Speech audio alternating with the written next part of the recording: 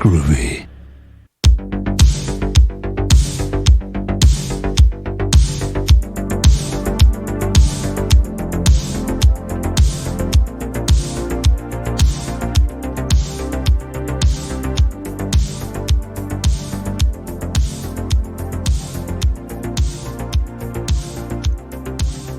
Hello, and welcome to another glorious edition of the Night Party Podcast, Season 2, if you weren't keeping track. And welcome to the Season of the Witch, Halloween. We're not doing that, though, but welcome to the Season of the Witch, Halloween, meaning it is October, at least when this should air. I don't know. I don't keep track anymore. Actually, I'm trying to do my due diligence of tracking. I think Season 2, I'm trying to be much more professional. If you can't tell, I'm hyped up on coffee rather than alcohol. Let me introduce my guests. Of course, we have H1N1 Zombies. Hello. What's up, everybody? Happy Halloweens. And what knife is today's knife?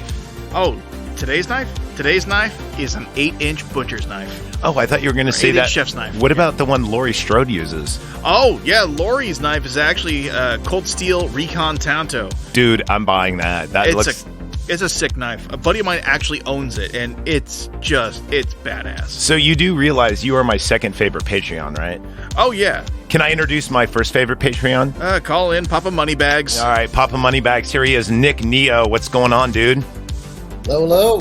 Hey, what's going on? So, we're talking Halloween 2018, the revival of the series, because, in my opinion, all the movies sucked after number 2, including Season of the Witch. That movie can go fuck itself. I know that's I didn't even see Season of the Witch. Dude, that's the one without Michael Myers entirely, right? Yeah, that's the one with the masks. That was the one with the masks, and it was really weird. I heard it was like a Goosebumps episode. It is. In fact, a Goosebumps book was written off it called The Haunted Mask. Oh, okay, so I already know the plot then. Yeah, exactly. So, Nick, we just got done at the cutting room floor watching this movie moments ago. When's the last time you saw this? Believe it or not, I actually haven't. You've never seen this movie?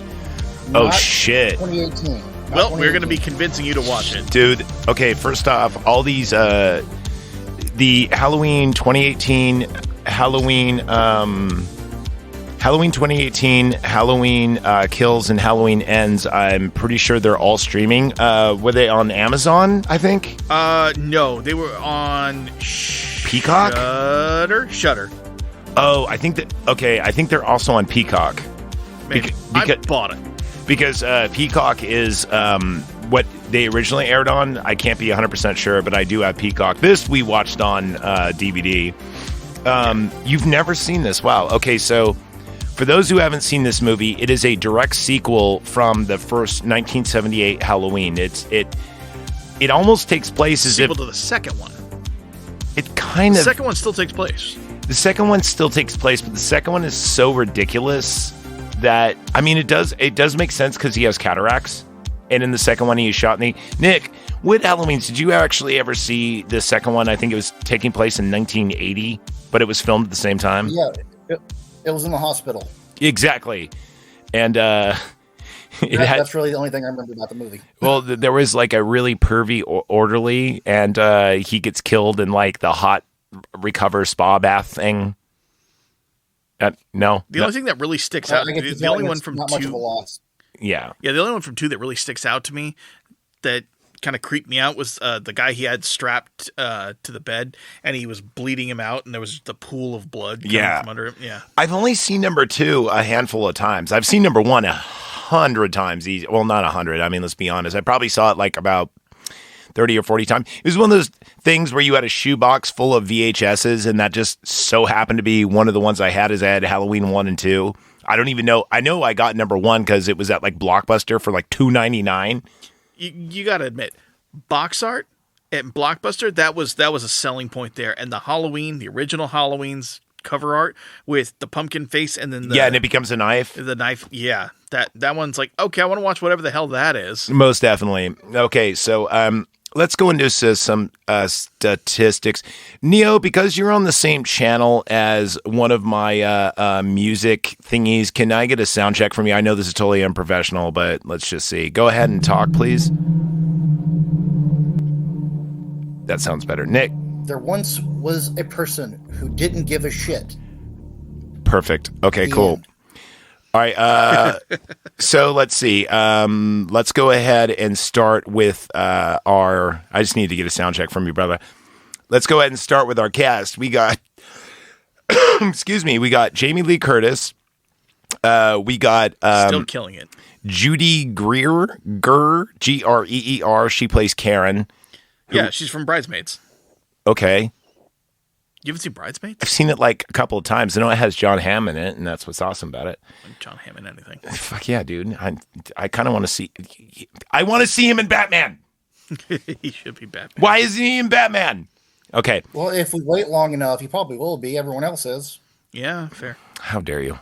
No, you are right.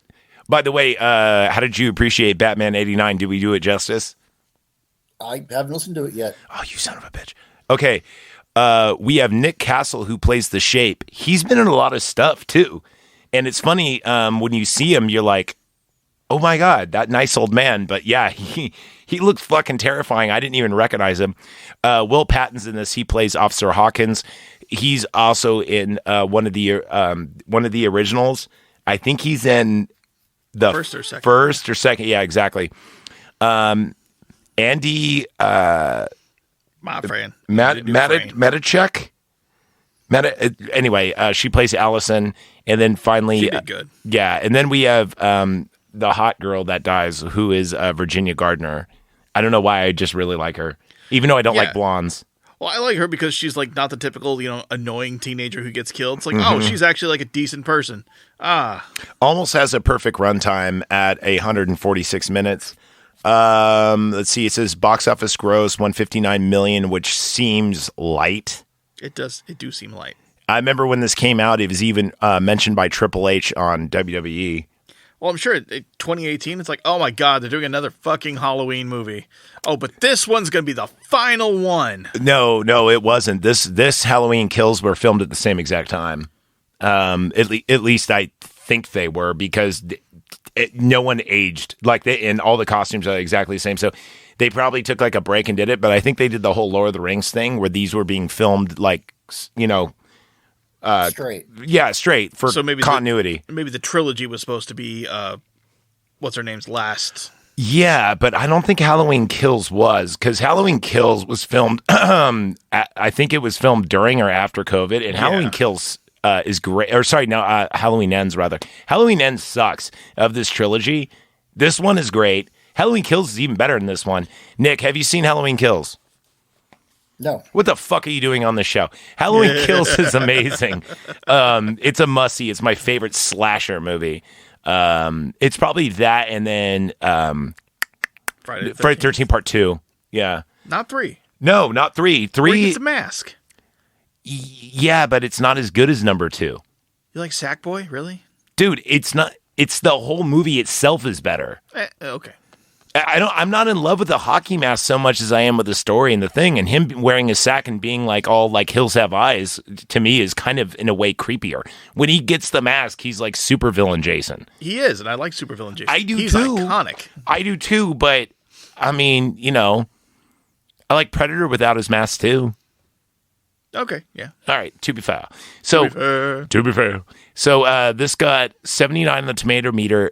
This is what's weird. Ooh. Audience gave it a 72. Now, Nick, you have no say in this. You haven't watched it, but what would you give it? They're zombies. Honestly, there was a lot wrong with it, but there was a lot right with it that offset it. Do tell. Dumb gun stuff that most people don't know, but forgivable. Example. When she holds, handing a guy who's never probably shot anything before the shortest gun, something that, you want to be able to control his, where his muzzle's going. Don't hand him a revolver, and then. But she does say the reason why is because you don't know how to use guns and it doesn't jam. It doesn't jam. Yeah. But also it's like, I don't want to trust the newbie just flagging everyone with his muzzle. No, thank you. Yeah. No, I get that. The other thing is like, when she switches, like she's inside the house and she switches from a shotgun, which is the ideal thing inside the house. And then she goes to the Winchester. That did bother me as well. It's like it's like she goes, it's tactical. Probably a 45-70. Because she pulls out the fucking shotgun. She goes, this is tactical. And he's been waiting for this day. And then she decides to go for the Winchester, which I get. She's more accurate with it.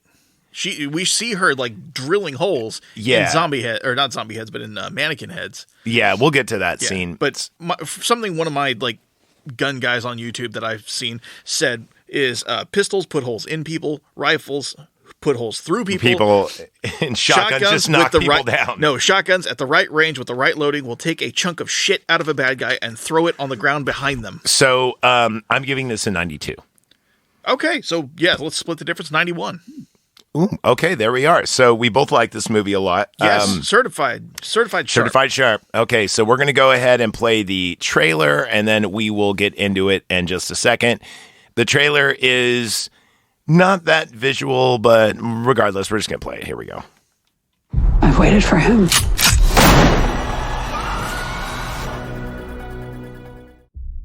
Testing 1, 2, 3. We're on. We're here to investigate a patient that killed 3 innocent teenagers on a Halloween in 1978. He was shot by his own psychiatrist and taken into custody that night, and has spent the last 40 years in captivity. Hello, Michael. I have something you might like to see.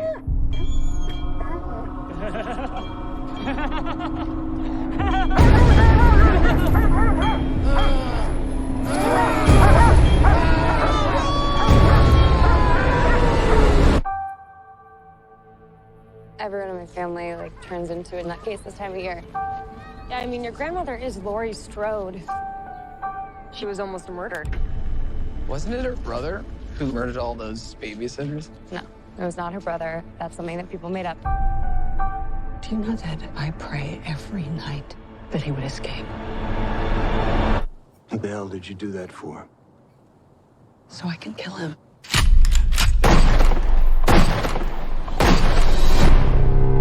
Dad, look out! The bus crashed. Mom, what bus crashed? Michael escaped.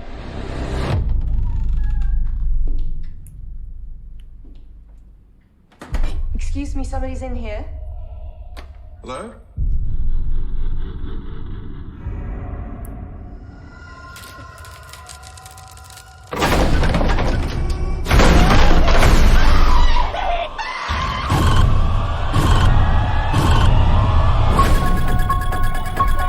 He's waited for this night.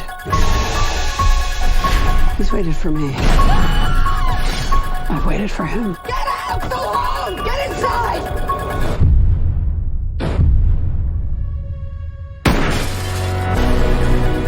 You don't believe in the boogeyman? He's here!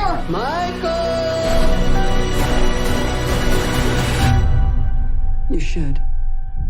Can you close the closet door?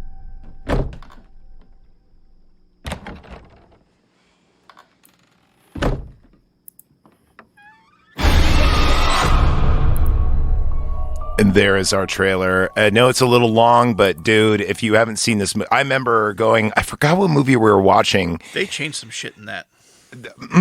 Yeah, where it talks about Dr. Loomis shooting him and stuff. What also talks about, isn't that her brother? No, that's just something they made up. No, that's actually in the script. Okay, so anyway, let's get into it now. Nick has never seen this movie, so this is kind of going to be like our Dune, where we're going to role play this with him, okay? Mm-hmm. All right, let's start this. So, happy Halloween, everybody. Thanks for listening to the Knife Party. Let's get out our sponsors. Oh, shit, they're in the room. That'd be our Patreons. At the $20 level, Stop the Bike, Stop the Bike. You could request a movie. You also get sweet merch. Nick, we did a 3-hour, 2-part episode on your request of Stephen King. We did The Shining. And goddamn, did we do it justice. Oh, that was your request? Nick, come up a little bit. Your volume. Oh, okay. Sorry. There you go, you son of a bitch.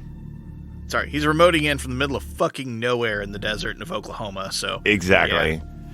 Yeah, well, it's fair. So, there you go. Yeah. Nick's lady friend, who has yet to show her boobs on the show, but will eventually, just got to get her drunk enough, requested some Stephen King, and I said, what's the best Stephen King movie?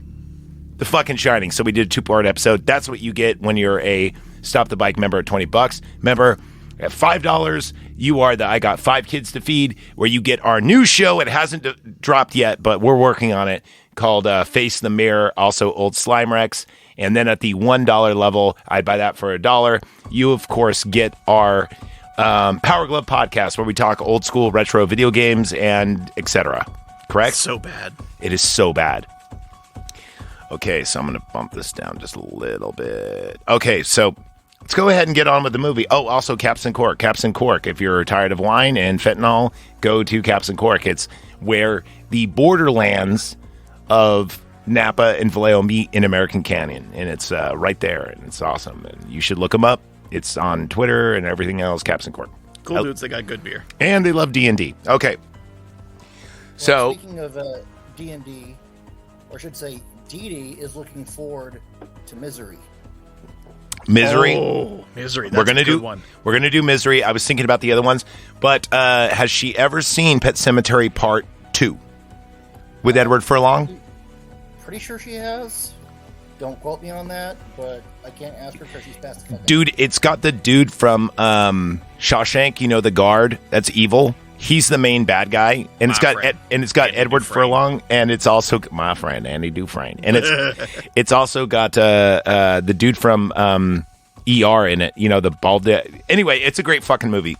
Pet Sematary Part 2 we're gonna do first, but we will do Misery. It's on the list. Coming soon. I think Misery is kind of a Christmas movie in a weird way. Yeah. You know what I mean? Yeah. It's like more. It's kind of Christmassy. Like it's got They're like snowed in. It might be Christmas. Yeah. So yeah, we're gonna do that soon. But anyway, let's go on with Halloween 2018. So we start out with our podcasters. Yeah. And they arrive at the Smiths Grove. This is a insane asylum in the middle of nowhere, right? I think it's outside of Haddonfield. Outside of Haddonfield. But not too far away. No. Close enough to where she can drive there. Close enough where you can drive there. And they're British, or there's something across the pond. And they meet up with Dr. Loomis's successor. And I have his name written down. They only say it a couple of times, but it's like Securus or Saccharis or something. And he got a thick some kind of accent. He's got a something. And he's got like a doc. He reminds me of Dr. Wiley. Oh God! Now I can't unsee it. Yeah, right, with the mustache and everything else. So we'll just call him Dr. Wiley. So anyway, they meet up with Dr. Wiley, right? And he's saying that Michael shouldn't go to this because they're going to transfer him. And he says like, "There's much to be learned from Michael. Why are we transferring him? I don't know." Yeah, the state's like, okay, this guy hasn't even spoken in 40 years. There's nothing we can learn from him. Yeah, put him in Gen Pop. Fuck this guy. Oh, I wouldn't put him in Gen Pop, but yes, if they're trying to cut down on the budget, put him in Gen Pop. So he's going to be going to prison. A federal pound me in the ass prison, as opposed to this nice, cushy.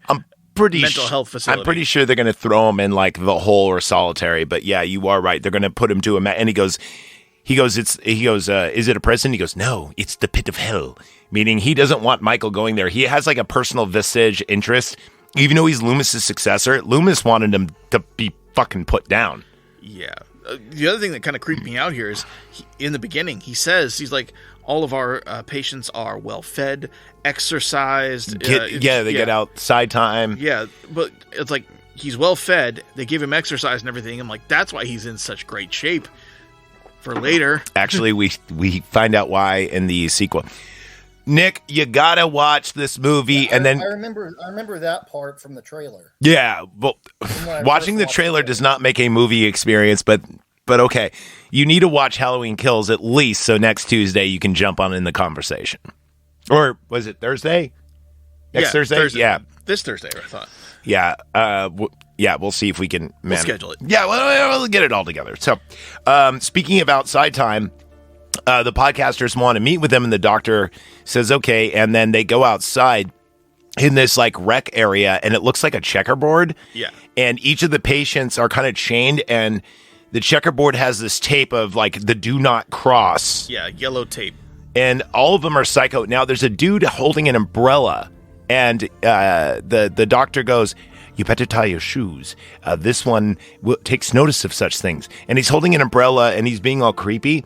Pay attention to that guy, because just rewatching this and rewatching Halloween Kills before, I'm like, holy shit, That's the guy, because that dude actually, everything in Halloween Kills, they set up little breadcrumbs in this movie for Halloween Kills. So if you just watch Kills on its own, you're not going to notice these things. But definitely the dude with the umbrella is super important for Halloween Kills because he's a red herring. I'm not going to give any more away. It's streaming online. Go fucking watch it. So the podcasters come up, and I guess the DOJ gave him an evidence bag because the DA, he pulls out like the mask. Yeah. Oh, and by the way, if you guys want to know what his mask is, it is the mask. It's called the mask, and it was a William Shatner mask. Shatner. Spray painted primer white, and they've been using the same. In fact, I actually saw it was on the Movies That Made Us. The dude that invented the mask, and he has like every version of the mask. He always comes into, I don't know for every movie, but I know for many of the movies they called him in to do the mask, which is kind of cool. Yeah, he's the mask guy. I say, didn't they? Once it finally, wore out, they replaced it with the Patrick Swayze mask. Patrick Swayze.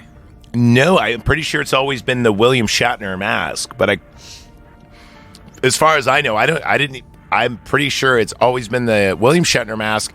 They took the eyeballs, cut them out, burnt it to round it out, and then spray painted it primer white, put it out in the sun, so it got cracks, and then resprayed it again. Now, in the first one, they didn't do that, but in all the other ones, they kind of gave it a little, like, wear and tear. Yeah, it's designed to look old now. They do some weathering. And then I did know for the hair that's actually on the mask, they always took a blowtorch to burn the top to make it look uneven. Like, I saw how they did it. Gives him a little deranged look. Yeah, because in this movie, there wasn't just one mask, obviously. There's like 4 or 5.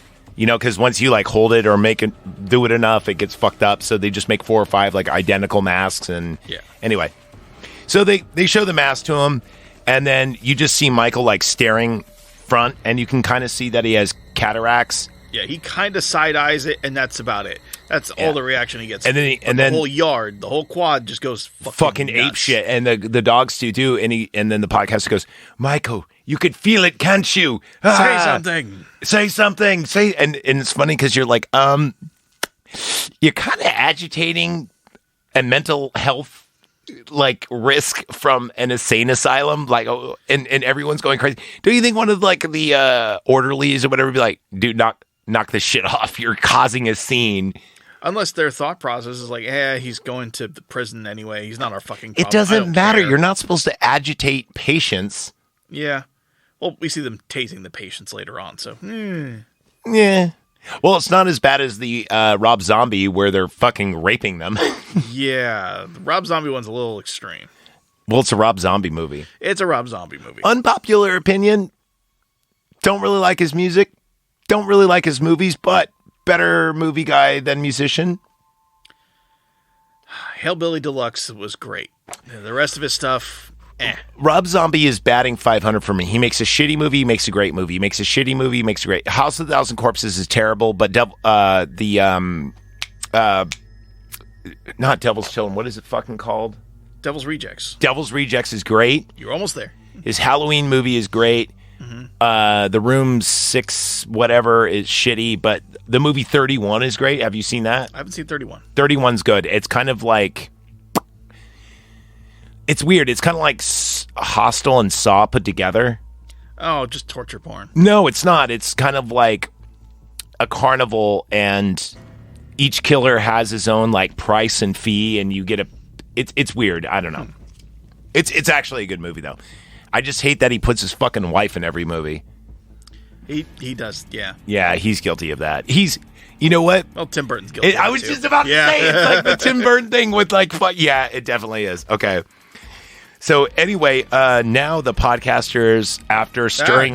cut to Halloween. Oh, well, obviously. And then we get the recomposing pumpkin intro.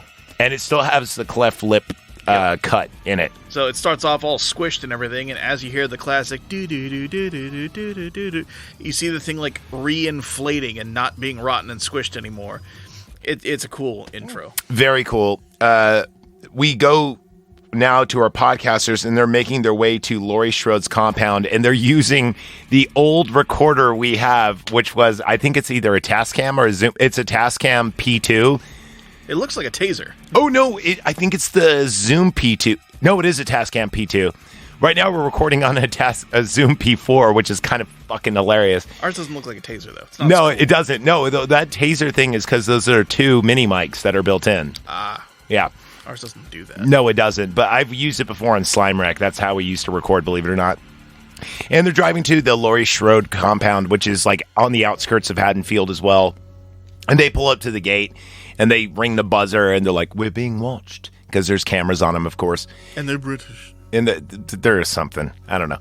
And they're like, "Laurie Schroed, we want to talk. We're podcasters," and then nothing. And they're like, "We're investigative journalists," and then nothing. And they're like, we'll give you $3,000. Yeah, how does $3,000 sound? And then the door opens. So they go in. Laurie Schroed answers the door after unlocking like 50 locks. Like it's almost comedic. It is. It's if it had gone 1 or 2 more locks, I would have laughed. Yeah, it was kind of like almost. It was almost like Princess Bride, like over the topness. Yes, you know, like almost Monty Python-esque. Mm-hmm. But you're right. Whoa. Was that a ghost or some kind of boogin? Ghosts. Yeah. Nope. Put your mustard away, Chaz. Okay. All right. So anyway, so they're like, they start giving a preface like, "We are here with Laurie Strode, and she's about to tell the story of her brother." God, they're so fucking overdramatic. They are. I hate it. Oh man, when they get theirs, I love it. So they're talking about, or they're introducing her, and she's sitting there with her arms full of like, "Are you fucking kidding me?" And she's like, "We are here with Laurie Strode to hear the story of her brother." And she goes like, "My story? Michael Myers killed 5 people, and I'm a nutbag. I lost custody of my daughter, but you already knew all that, didn't you?" Yeah. No, they were probing about like, well, what about Michael? What makes it? And she's like, "There's nothing there. He's a fucking monster." No, she says you don't. She goes, "You don't believe in the boogeyman? Yeah, that's not my brother. That's the boogeyman. Evil exists incarnate." Mm-hmm. And then they kind of turn and start poking her. It's like, "Yeah, tell us about your daughter that got taken away by CPS. When did you get her back?" It's like, "You know, I didn't. Get the fuck out of my house. $3,000, please." Before that, they're like, "If you just sat down with Michael, maybe he would speak to you." And they're trying to convince, and this is because at first when I watched this, I thought they were being rude, or she was being rude. But then after rewatching this, I think this is like my 8th rewatch.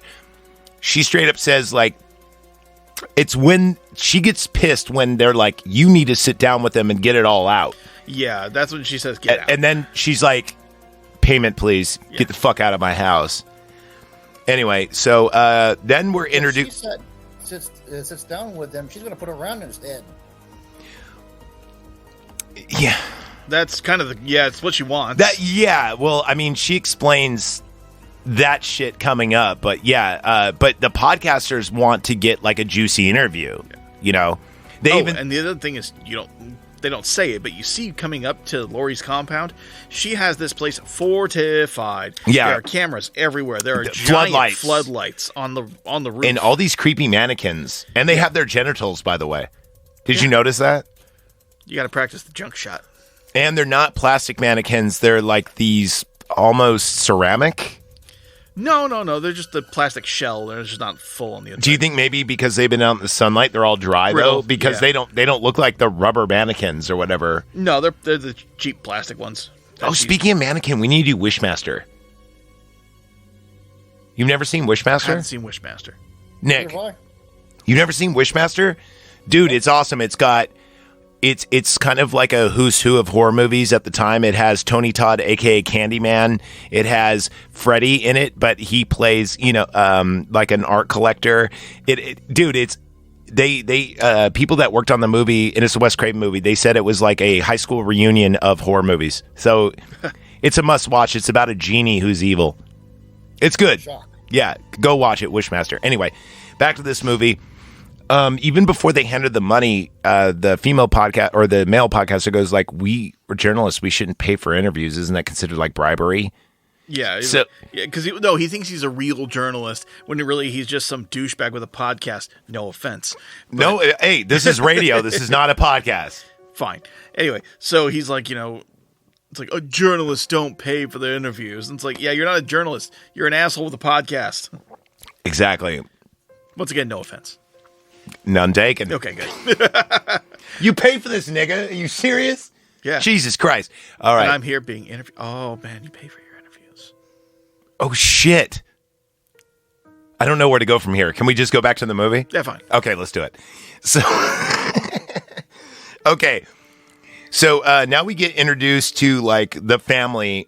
And I forgot the dad's name, but they actually don't say the names till later. But we have Karen, who's Laurie's daughter.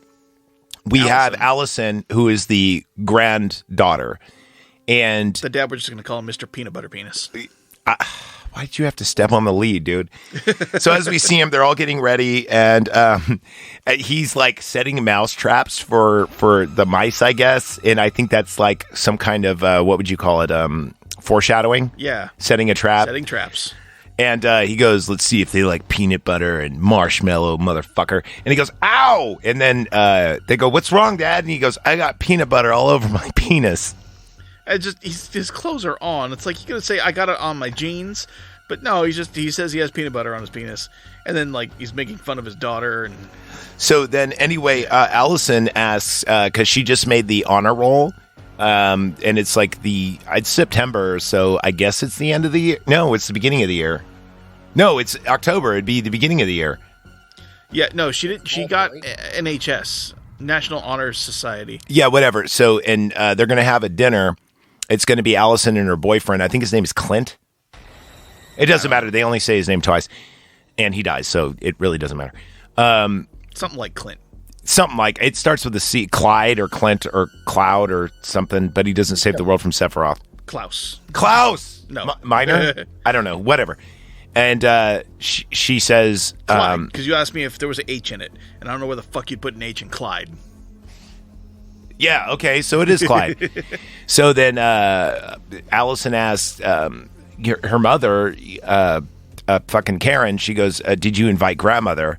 And she goes, "Oh, I called, but she didn't answer her phone," and she knows it's bullshit. So now we see the teens walking, and it's her boyfriend. No, or is it? No, it's Dave. The stoner guy. Shut up, Dave. Oh, it's Dave. Yeah, you're right. The babysitter's boyfriend. Yeah, I love Dave. Dave's cool. Dave's my favorite character of all the teens because he's just kind of like a head in the clouds, oblivious dude. And he's got like kind of long, shaggy hair. And he is the Shaggy of the group. Yes. He is the Shaggy of the group. He's smoking a joint while as they're walking. He goes, "Yo, do you want me to throw a firecracker in like this pumpkin?" They're like, "Dave, I guess you're going to do it anyway." And he goes, "Yeah, I am." That's a big firecracker, too. He just nukes that fucking little jack-o'-lantern. Yeah, so it's it's Vicky, who's the hot babysitter, and then Dave, and they're walking with Allison. They're walking to school. Now, the school scene, they're planning up their costumes, right? It's going to be Bonnie and Clyde. With a twist. With a twist, but we don't know what that is. And then, but we see, we also meet the nerd friend. Yeah, we see Michael outside, the shape rather, and he's in like his hospital gown, kind of like looking. We just see him for a split second with the trees. Yes, we do. Yes, we At do. The school? Yeah, we see him through the trees. If you actually looked, I didn't see him. I wrote it down, motherfucker. Okay, I saw Judith. Not Judith. Lori. Lori. That's late. Yeah, but he's outside too. As they're walking. I didn't know that. As they're walking, they explode the pumpkin. You see him in the foreground. I didn't see him. Dude, I'm telling you, he's there. He's in like little flashes in the background where like if you blink, you'll miss it. Yeah, exactly. And I think they did that on purpose for rewatchability, or maybe because like, your mind saw it, but your eyes like question it kind of thing. Or your eyes saw it and your mind questions it. But he's definitely there because I remember seeing him in his gown more than once, and this is one of the scenes. So anyway, Lori gives the granddaughter Allison some money. This is first we see Lori standing outside. Allison. She's in class, and we see Laurie looking on her, mirroring Michael Myers. Yeah, staring at her. And staring at her just as it did in the first Halloween, except for roles reversed. That and comes then into play later. Allison goes outside and we see them at like the soccer or football field or whatever in the school. And Laurie gives Allison some money, like $3,000. Or she gives her the $3,000 they gave her. Yep. On whatever her heart desires. She goes, look, get out of town, go to Mexico. She goes, maybe I should save it for college. She goes, fuck college. Don't go to college. Yeah, fuck college. Go to Mexico. She goes, get out of here. Go. She goes, my mom will freak. And she goes, I know, but that's what you're supposed to do when you're your age. Yeah, she'll get over it. She'll get over it, And yeah. then Allison hits her with the bomb of, why can't you? Why can't you get over it? Yeah. And it's like, yeah, some guy tried to kill you 40 years ago. Why are y'all still fucking psycho about it, you know? yeah, I have it. Let's see. So I just realized just now that was the $3,000 that the podcasters gave her. Oh, I don't know just why. now? I don't know why I put It's that the together. same orange envelope. I know it is, asshole. For what it, dude, this movie's so good you don't remember everything. It's kind of, this movie is a roller coaster ride. It's a scene by scene kind of movie. Oh, yeah, it's great. Yeah, that's why when you watch Halloween Kills, I'm telling you, you're going to appreciate this movie even more. So, Laurie... Real quick, Nick yeah. Neo, if I gave you $3,000, where would you go? Just in general? Oh, yeah. $3,000. Where are you going on vacation? You going to Mexico? Where are you going? Fuck, I'll go back to San Francisco. Ooh, gross. No, don't come back Dude, here. we talk It's awful. We talk about It's horror not the movies. Do same. you really want to put yourself into a real life horror movie? Yeah, it's not the same, dude. Like, it used to be cool. We used to go to Japantown and hang out. No, you can't do that anymore. Dude, you're going to have libtards attacking you with like fucking hypos, and then you're going to get robbed like 14 times. That $3,000 will be gone by the time you get in your first Uber. Yeah, the city has fallen, dude. Yeah, we don't go there anymore. Dude, did you ever play the game Fallout? That's a better survival situation than being in San Francisco right now. On survival Fuck, mode. it's that bad? Dude, there's like fucking, there's like ghouls that will come out of nowhere and attack you. Yeah. And if you get too close, yeah, you will actually aggro people. I swear to God, if I were to take a picture of a street corner in San Francisco and a street corner of Juarez, Mexico, the only way you would know the difference is because whenever Signs you take would be in Spanish. No, I was going to say whenever you take a picture of Mexico, at least from what I know about movies, for whatever reason, it's way brown. Oh yeah, the Mexico filter. Yeah, you got to have the Mexico filter. Yep. No. So- yeah, San Francisco's fallen. Yeah. Yeah, so- if you've ever seen Book of Eli, that version of San Francisco is San Francisco. Yeah. Okay. So yeah, you're gonna make some tweaker real fucking happy if you go No. to San Francisco with $3,000. If you want to see California, come to Napa or Anaheim, and that's it. That's where the cops do their job. Don't go anywhere near California. If you're listening to this and you're in California, you're nodding your head, going, "Yeah, I know exactly what he's talking about. Fuck California." Yeah.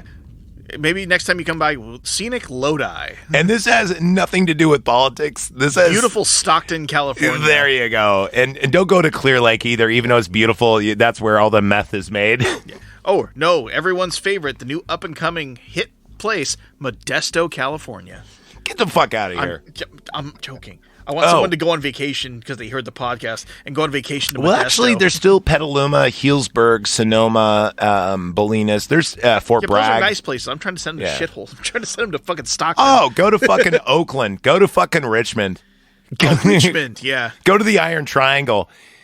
Go, you know what? Do the whole Die Hard 3 thing and wear that sign and go to Richmond. That will be a fun experience. Oh, God, no. I'm not going to mention what that sign says, but you We know all exactly. know what the sign says. Bellevue. Yeah, Bellevue. Does he look like a bitch? Anyway. Back to the movie. Back to the movie.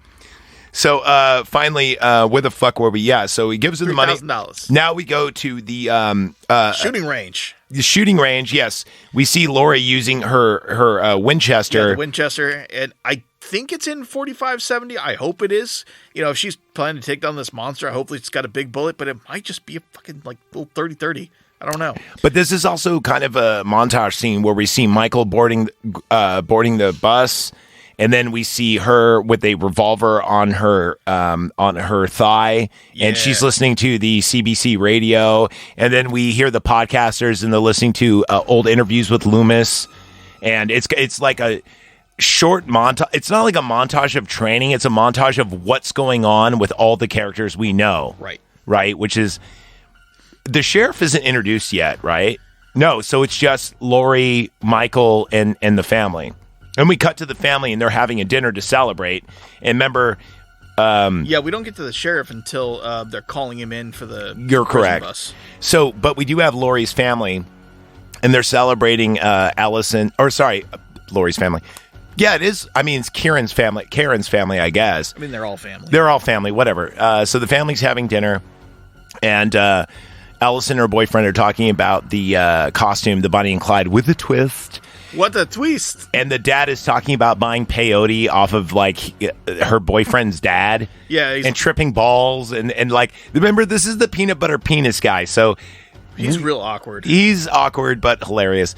I actually really like him. I kind of hate it when he gets dispatched because apparently he knows jujitsu. Yeah. Oh, Laurie's revolver, Smith & Wesson Model 66. I did know that. That I did know because that is Magnum. That is the game, yes, in Resident Evil 1. That's the gun that you get from Barry.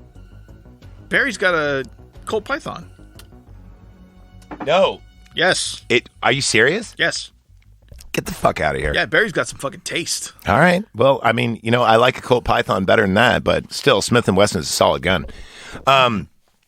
So during the dinner, we see Laurie show up, even though she wasn't invited, but Allison invited her via like the moment, couple of scenes before when she gives them the money to go to Mexico or whatever. And she comes over and she's standing up and she grabs her daughter's fucking big glass of wine and just starts like chugging wine. Chugging it. I love that. And they're like, Mom, do you want to sit down? And she goes, oh, I'm the grandmother. And, and she's all spacey. And then Karen went full Karen, though. Just, see, this is why we don't reach out to you. I'm like, bitch, you were in public. And then she sits down and then she goes, let's hit the reset button. Yeah, no sense of shame. Oh, and I brought this up. Nick. Typical fucking Karen behavior. What was the term reset button had to have came from the NES? What do you think? Like, can you think of where the term reset button came from? I think it had to have been NES. Because there's no electronic device, or I don't think the term reset button came until like the mid-late 80s. Because I know there was a reset on my Super NES. No, what I mean is in general, the term "let's hit the reset button," like the not nomenclature, the verbiage of "let's hit the reset button." I think that came from NES. Because there was nothing else like as widespread with a reset button. I don't think. I don't think there's any electronic that had a quote unquote reset button, and I don't think Atari. No, it didn't. I don't know. I didn't have an Atari. You didn't have a 26? No. Ever? Did you ever play one? Nope. First game was Contra. Interesting. The Atari, the one I had, just had a power. And you could like hold it or I don't know. But yeah, so that probably is the first thing that everyone had that had a he's right. button. Nick's right though. The SNES, it didn't have a button. It had a switch. You'd press it up and it would reset. But I think the term reset button came from the NES. Because VCRs didn't have it, Betamax didn't have it, nothing had it, Did Laserdisc? No, I had motherfucker, I had a Laserdisc. And no, it didn't. It had a power button, and then it was like a record. If you turned it off and turned it back on, it would be where it was. A buddy of mine, he bought a Laserdisc at a garage sale. Came with all these movies, and he's like, oh, okay, cool, bunch of movies. Fucking half of them were porn. Jonathan Fallon has RoboCop on on laser. What I wouldn't give for Star Wars. Dude, I was just about to say, you know what? Back in the day, we had a Laserdisc player at the cutting room floor. My grandparents had it. It had all 3 Star Wars, and we had Jaws, and those are the only movies we had. I know, right? And then it went to Mississippi with my uncle, Jeff Ugly Shoes, and I think it didn't make the trip, or it didn't make it back, or it broke down. I don't know. Good luck finding fucking one that works. But a pawn shop in Mississippi, got it. It probably is broken as fuck. It's probably in some landfill somewhere, or some fucking... Right next to the ET cartridges. Some fucking Russian is using it as a goddamn fucking dresser. I don't know. I'm blaming the Russians for no reason. All right, so anyway, after this interaction, Laurie kind of gets kicked out, and she's, the whole reset button, like, this is why I don't invite you, this and that.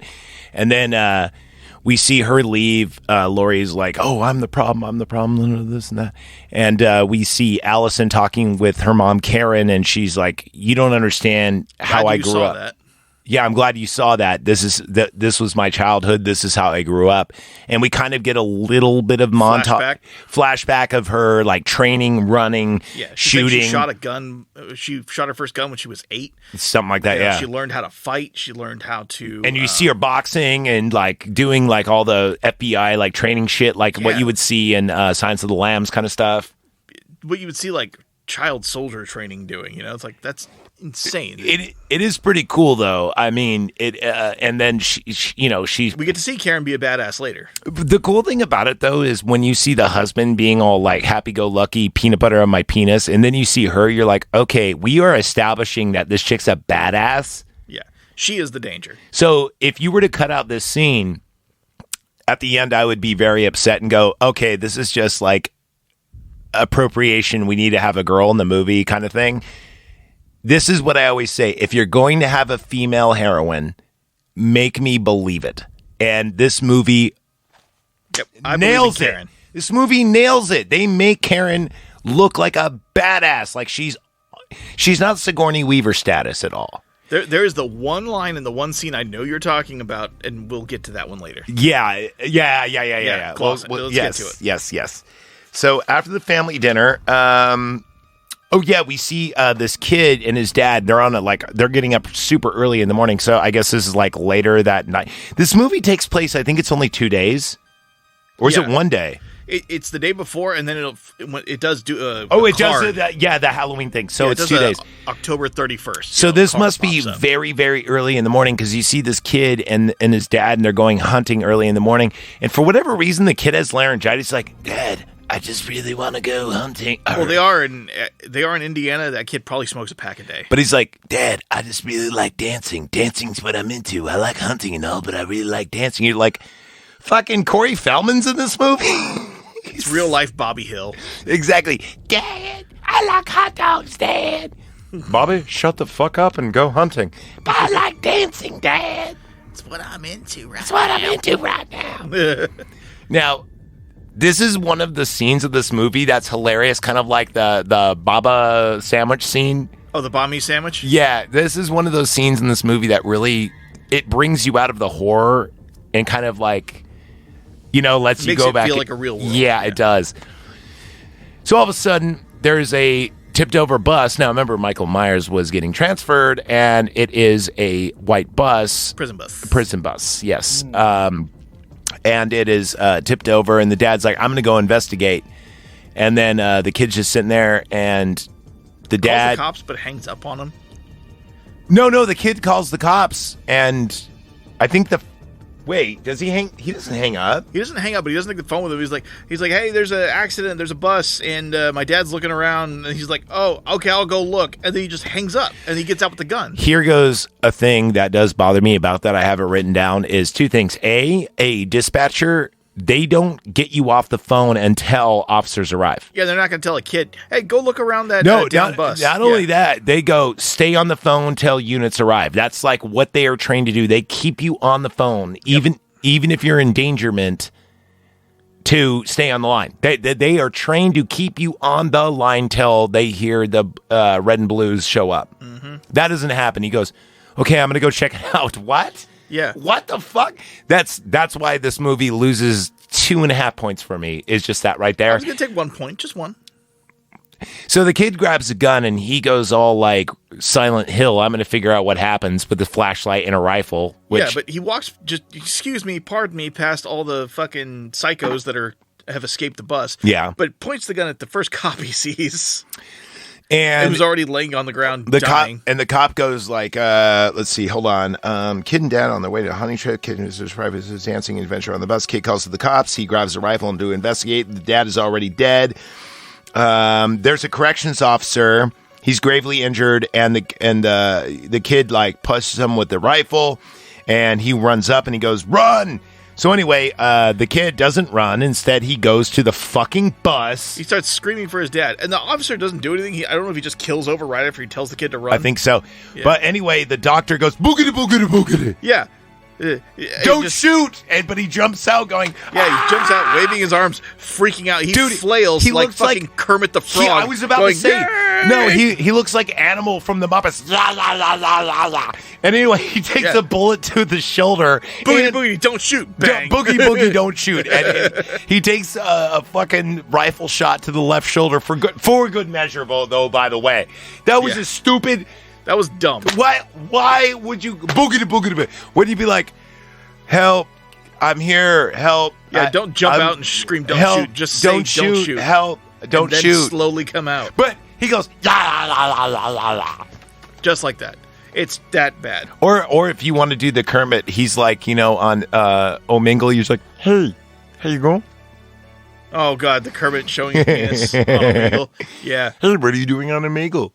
Yeah, just, hey, look at that. Hey, looking for baddies. Gross. Okay, so he gets what's coming to him. Yes, and then the kid freaks out and runs back to the truck, and he's about to just leave. So yeah, the kid gets in the car and he's about to leave, and Mike's in the back, and then so we have our first kill where the kid gets on screen, his neck snapped in the car. Now, I'm going to say this, and this has been a really recent thing in horror movies, and I'm glad they did it. I'm not all about infanticide, but I hate it when you see a kid and you're like, oh, he's going to be safe. Yeah.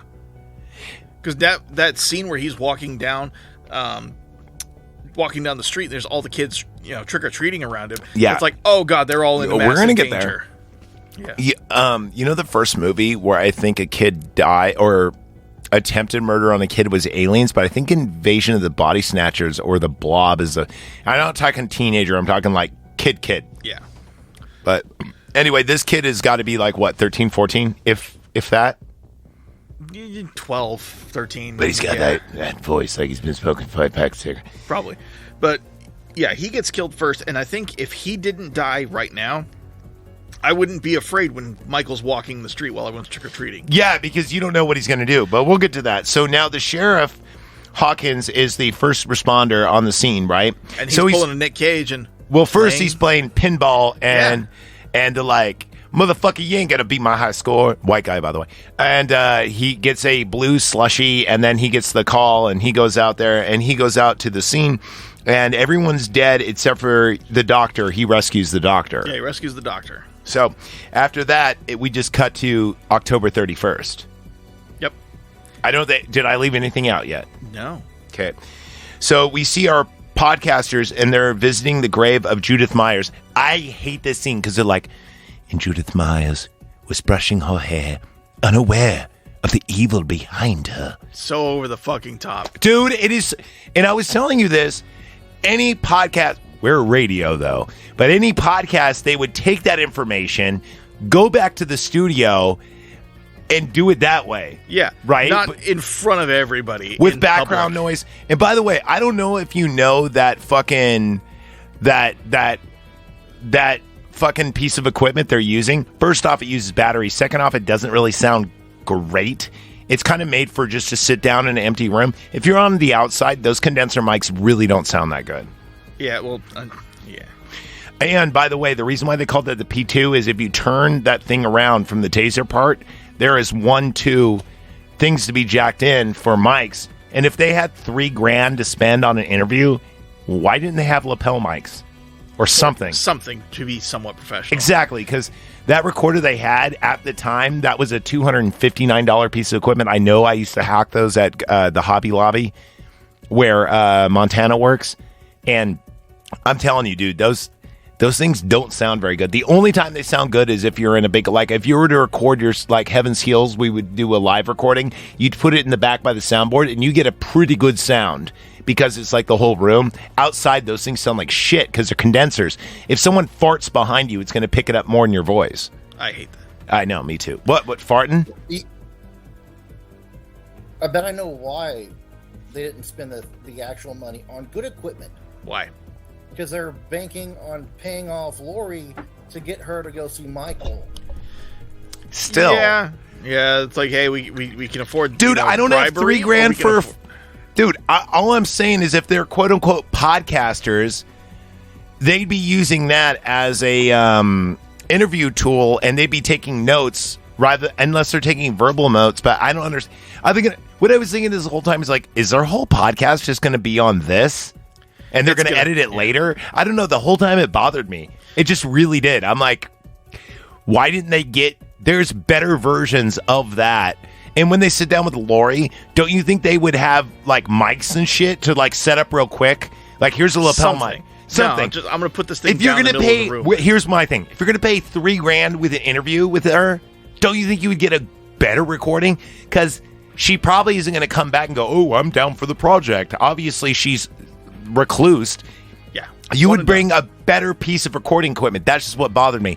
And they have access to the DA to get this mask, and they're going to go in and they're recording with this. You might as well just get out your cell phone. It's got almost like modern cell phones almost have that a better sound quality than what they have. That thing is that thing came out in like 2006. And this movie came out in 2018. Well, it sounds like they bribed not only Lori, but the DA to get the mask. So they're using all their money for bribing. I don't know. Well, remember, journalists don't da-da-da. Well, they've already done it. So, anyway, where the fuck were we? Yeah, so they're at Judith Meyer's doing the fucking voice. Doing the voice, yeah, like, and then Judith was there brushing her hair and all that other bullshit. That was a cool scene, though, getting to see the flashback. Well, also, too, it was cool that we see the shape watching them. Yes. Well, that was the scene from the original Halloween. Well, yeah, and then... But wasn't the headstone... the headstone's missing, and he goes, goddamn kids, in the original Halloween. Yeah. Remember, because when... We do see him in the cemetery as well, yeah. And it's also in the remake with Rob Zombie. It seems like every one of the original Halloween... The ones that are just called Halloween, they go to Judith Meyer's. This is the only one where her headstone is actually there, though. I don't know, fun fact. Yeah. In case you're doing trivia. So, after that, let's see. Gas station? No? No, not yet. Now we see the hospital scene where the doctor is in the hospital, and we see Hawkins in our cowboy detective, cowboy sheriff. Sheriff Cowboy Hawkins mayor. and cowboy dude. He's the mayor, right? He's the mayor? I think so. Yeah, he's the mayor. I thought he was a detective. No. He's the mayor? I think he's the mayor. He's the fucking coolest mayor I've ever seen. Why can't we have a black mayor with a fucking cowboy hat that knows how to run shit? And won't cancel Halloween when there's a murderer on the loose. Exactly. He's like, what you do? Cancel fucking Halloween? Yeah, no. Anyway, now we're getting to the gas station scene. Yeah. Oh, yeah. That was the thing. They weren't going to cancel it because the sheriff realized, like, hey, that's Michael Myers that got let out 40 years ago exactly to the day. This is going to be bad. Mm-hmm. And you know what? To be fair. That's the episode, just us doing... To be fair.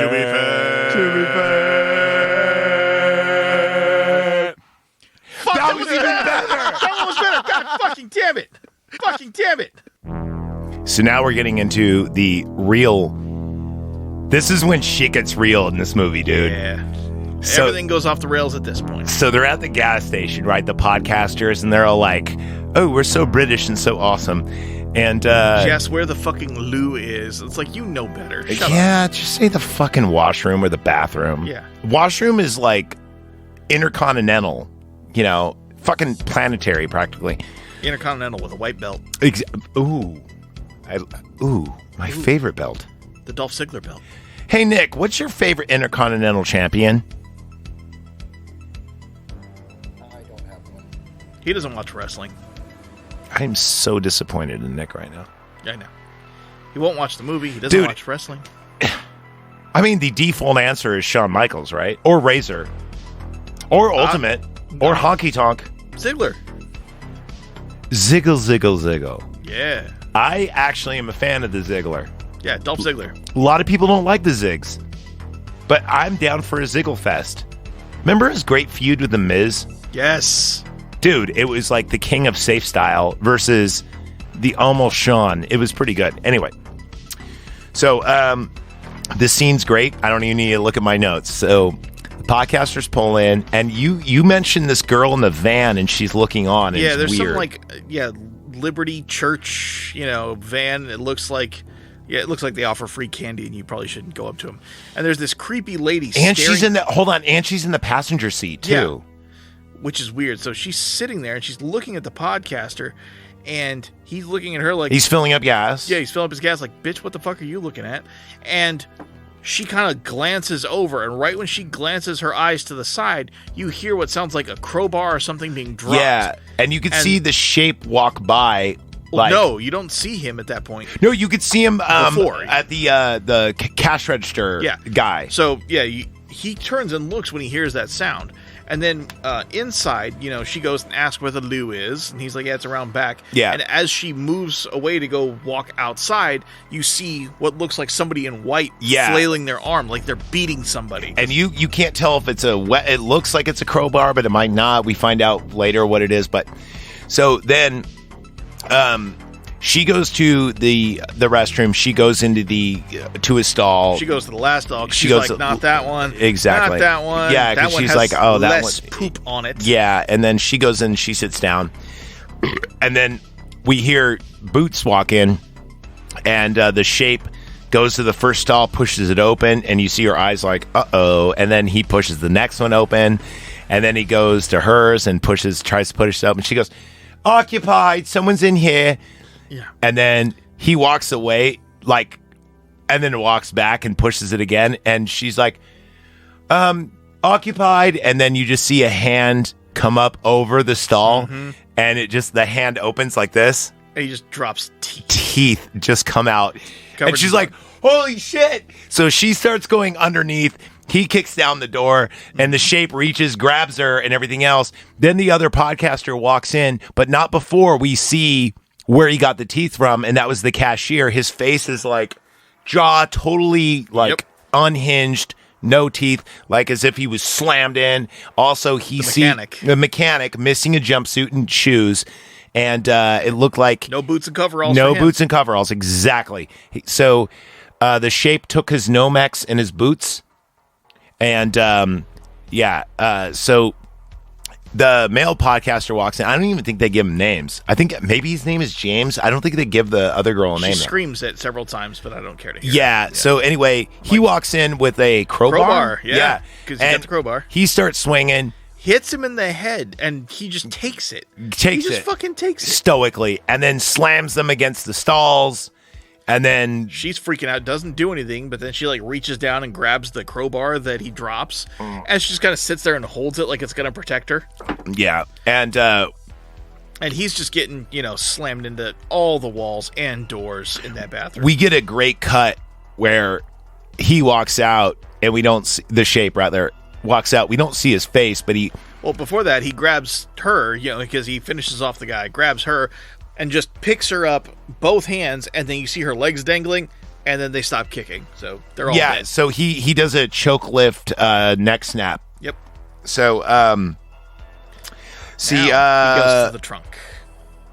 Yeah, so we're on 3 deaths already. Oh, you kept track. Yeah, of course I did. Yeah. Because in the first one there's 5 deaths. So yeah, we're on 4 now. 5, 6 deaths. Wait a minute. Hold on. Rewind. Stop the bike. All right. What's our deaths? We have these 2. We have the boy and his father. Oh, I forgot about the father. You're right. Yeah. We're not counting the bus driver. Yeah, but you don't because we're not sure. Yeah. Okay. We're not sure who did that. I think it was the doctor. I think it was the doctor too. So and then, with his little scalpel pen thingy. Yeah. Because his face was cut. Remember? Mm-mm. Yeah. So I'm going to say the dad and the boy. I'm going to say the mechanic, the gas station attendant, male podcaster, female podcaster. We're at 6. I started counting the deaths when he gets this mask. So we're at 0. Yeah. So, but still, those are bonus kills. Fine. Yes. Those are BC or BKs. So after this, we get a great shot of the shape walking over to their trunk and opening it up. The trunk. Like, oh, my face. And he grabs the mask and puts it on. It's slow-mo, and he puts it on awkwardly. It's not like it just goes on. It's kind of cool. He's got to fuck with it. Yeah, he adjusts it a bit, right? Yeah. And then you also start to hear him breathing. Yeah. You don't hear him breathing before then, but when he puts the mask on, you hear him breathing. Exactly. So let's see. After this, we see Lori. She goes to her basement, and she's checking on her arsenal. right? And let's see. She breaks into Karen's house right after, and Karen's sitting there. She hears about the overturned. Yeah, the overturned. Yeah, because she's got her police scanner like all throughout the house, plus in her car. And Karen walks in. She's like, "Hello, Allison." You know, because the door's unlocked. Anybody home? And Lori breaks out with like a fucking pistol. She goes, "You're dead. You're all dead. Every one of you is dead." And she starts doing the Sarah Connor thing. Mm-hmm. And she's like, "Mom, what the fuck?" And she goes, "You left your window open. You don't have a security system. What the hell's wrong with you?" And then the dad, I forgot his name, comes over and he goes, "I know jujitsu. My family. I know jujitsu. I know jujitsu." It's like, okay, Mr. Gracie. Yes. I know jujitsu. Okay, bang. Yeah, how's your jujitsu doing? Exactly. Yeah. That's called a GSW to the kneecap. Good luck trying to put me in a rear naked triangle now, dude. Yeah. We were talking about that too as we were watching. It's like, okay, jiu-jitsu, great. Try that shit on Michael Myers or Brock Lesnar. Yeah. Guess what's going to happen? Your ass is going to get fucking lifted and slammed like so many times. You're going to get folded. No, not only that, you're going to have so much like fucking head trauma that you're not going to know how to fucking do anything. No, literally folded in half in ways you're not supposed to bend. Exactly. So anyway, after this, she gives some survival tips, you know, and she goes, "You need this gun, you need to take this and start locking everything else." And they're like, she's like, "Mom, you need to get out of our lives." And then we just cut She's to, like, "Yeah, you're fucking crazy. You need therapy. The world is a good place. You're just fucking psycho. I can't deal with your shit right now. I'm going limited contact. Get out of my house." Exactly. And then we cut to the screen of October 31st. No, that already happened. No, it says Halloween night. Yeah, Halloween night comes right after this part. Oh, okay. Never mind then. Because remember, that's in daytime. Yeah. So now it's Halloween night. It says October 31st. And we see the shape. He's walking around the neighborhood. And you see a kid bumps into him. And she goes like, the kid goes, "Oh, I'm sorry, sir." And then we see a black couple who you don't think have anything to do with anything except for Halloween Kills. We don't see them yet. When the kid bumps into him, he goes behind into that lady's house. Yes. So we get our first kill. So I wrote down, this is where it happens. It's a behind the back POV of what's going on. You see the shape goes into like a garage side area, and he grabs a hammer. He equips, then he murders this husband or whatever. You don't even see it. You just hear it. As like this lady is walking around and doing nothing. And he equips the chef knife and leaves. I love this because he doesn't even kill off the whole family. He's just like rando. Yep. Random kill. Oh, cool. There's my favorite weapon. I'm done with this area. Yeah. It's kind of like Skyrim. Oh, got the treasure chest. I'm out. So then he goes in, and that's why you see this black couple. To me, it felt more like Legend of Zelda. Seeing Michael Myers grab an 8-inch chef's knife is like Link getting the Master Sword. Ba-da-da-da. Yeah, exactly that feeling. Oh, you just love the new game, don't you? Oh, yeah. I spent so much time in it. Should I start playing that or start playing Breath of the Wild again? Have you beaten Breath of the Wild already? No. Not even close. Beat Breath of the Wild. Dude, it's such a fucking long game. Beat it. Power Glove podcast coming up. PGP. We're going to do it. You got to give me at least a couple of months, though, to get balls deep. In Breath of the Wild? No. Just beat Breath of the Wild, then we'll talk about it. And then we can do the next one. That's what I'm saying. Breath of the Wild's fucking... Oh, no. You can do it. A couple weeks. Really? Really, really. The game seems like insurmountable, like Skyrim. Like, it seems that big. Right, but I'm talking... Just finish main storyline. I'll give it a try. You know me. I get distracted. Oh, yeah. No, I have that thing, too. I'm a completionist. I do the whole side quest ADHD thing. I know. It's like every dungeon. You know the one I hate, though, is when you have to flip the controller around to do the marble thing? Yeah. That annoyed the fuck out of me. I played Breath of the Wild on the Wii U, so it was a lot easier for me because it was like I already have this big platform thing. It was great. Gotcha. Well, I have like this weird controller that was made for people with big hands that like, you know, it's actually got the grips, so maybe I'll be able to. Anyway, regardless, let's talk about the movie. So after he gets Link has the Master Sword. You see, the shape has the Master Chef knife, and he sees this black couple, and you think it's like pointless until you see Halloween Kills. It's a very attractive African American lady, and her husband. Nurse. exactly. She's dressed like a nurse. And then there's the her boyfriend, and he goes, "Oh, I forgot my stethoscope." Now, when I first saw this movie, I thought it was just like a quirk, but it turns out in Halloween Kills, they were major players in the movie. Like, they are a major plot point. Okay. Believe it or not. That's what I'm saying. This was setting up for the second movie. That's what I'm saying. These movies must have been filmed at the same time. They must have been, because there's even like scenes that were left out of this movie that are in the next movie, but you could tell they were filmed at the same time. Yeah, I think the only reason it was pushed back was probably because of COVID. Because this one was 2018, and then there was Halloween Ends in 2022, with this one being, with Kills being 2021. So I think it was supposed to be 18, 20, 22. I think it was supposed to be 18, 19, 20. And I think what happens is probably a 2-year gap, not 1 year. No, I think no, because I know this and Kills were filmed around the same time. I think they took like a 6. It doesn't matter. Yeah, they were filmed congruently. I do know that, except for Kills or Ends was not. Ends was filmed later, and I think they even changed the script for that.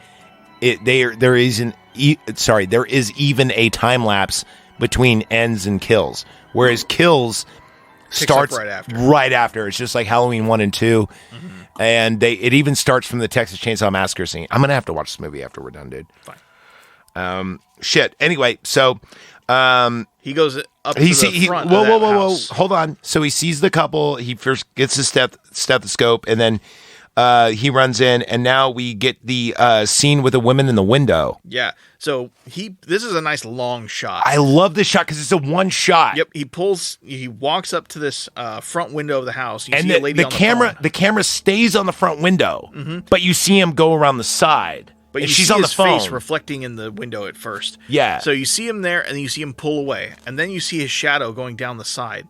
And a lot of mirroring here again. Yeah. And you see her walking around, and you see her come up to the front window like she may have seen something when she was on the phone, and she starts closing the blinds, and there's Michael right behind her. Dude, and it's a great scene where he with his left hand slams her head, right hand slams her head down on the table, lifts up, and instead of slitting the neck, what you think he's going to do, he goes through the fucking spinal column and ejects and just lets her go. And it's such a cool scene because it's brutal. The one camera scene makes it darker, and also the behind the back scene, because you feel like you're watching it.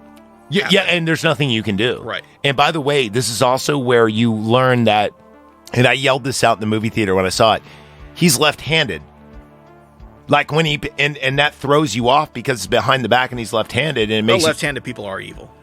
Well, I mean, that's the reason why they call him sinister. Yes. But the cool thing about it is you're along for the ride, and you notice it's behind the left shoulder, and he's left-handed. Rather, if you play like Resident Evil or any of those games, it's behind the right shoulder, and you're right-handed. So it kind of throws you. We were talking about mirroring. This whole thing has like a whole weird mirror thing, which most great horror movies do have that to make you uncomfortable. It kind of looks like a mirror, you know? And this one with the mirroring is, seeing Mike and Laurie's roles reversed. Yeah, so then we go to our dance scene. And our dance scene is we see Allison and her boyfriend, and they're dressed up in their costumes, which is Bonnie and Clyde, but roles reversed. That's the twist. What the twist? And the funny thing about it is that and this bothered me, on the DVD version did not play the music from the real version. Speak on it while I look it up real quick. Sorry. Yeah, apparently I didn't see it in theaters. Yeah, I didn't see it in theaters, so I don't know the original song that was playing at the time. He had to sing it to me, and I'm like, oh, okay, I know that song. Yeah, that's not. So yeah, the original song is Icona Pop, and they played the original version in the theater, and they changed it like on this one. So it's funny because I was like, the whole time it bothered me. I was like, why the fuck didn't they play the original song when they clearly had license for it? But the whole dance scene is they're playing like this, right? Yeah. I'm like, is it? Yeah, it wasn't this. And it's like, we're partying, dude. We're totally not going to get murdered. Yep. And of course, it's like the dance scene, and then like everyone's like, Yeah, dude. Yeah. Everything's cool. For those of you who can't see, Zach is dancing right now. Yeah. Yeah, dude. Let's take some ecstasy. Yeah, dude. No. We leave our pants on in the cutting room floor. Oh, sorry. Yeah, no. What? You pull down my pants more? Nope. Okay, here's my dingling. So painful. So getting canceled from YouTube, dude. Yeah, instead they play any random fucking like No, they play dance. they play exactly a copy of the song to the point. Have you ever heard the what they call a sound alike? Yeah. Dude, Nick Neo left and now there's just like that looks weird. What is it? Dude, what the fuck is that? Did he just get murdered? Look. I can't see. What the fuck is that? I don't know. Oh shit, dude. I mean, I didn't see anything in the back, did you? No.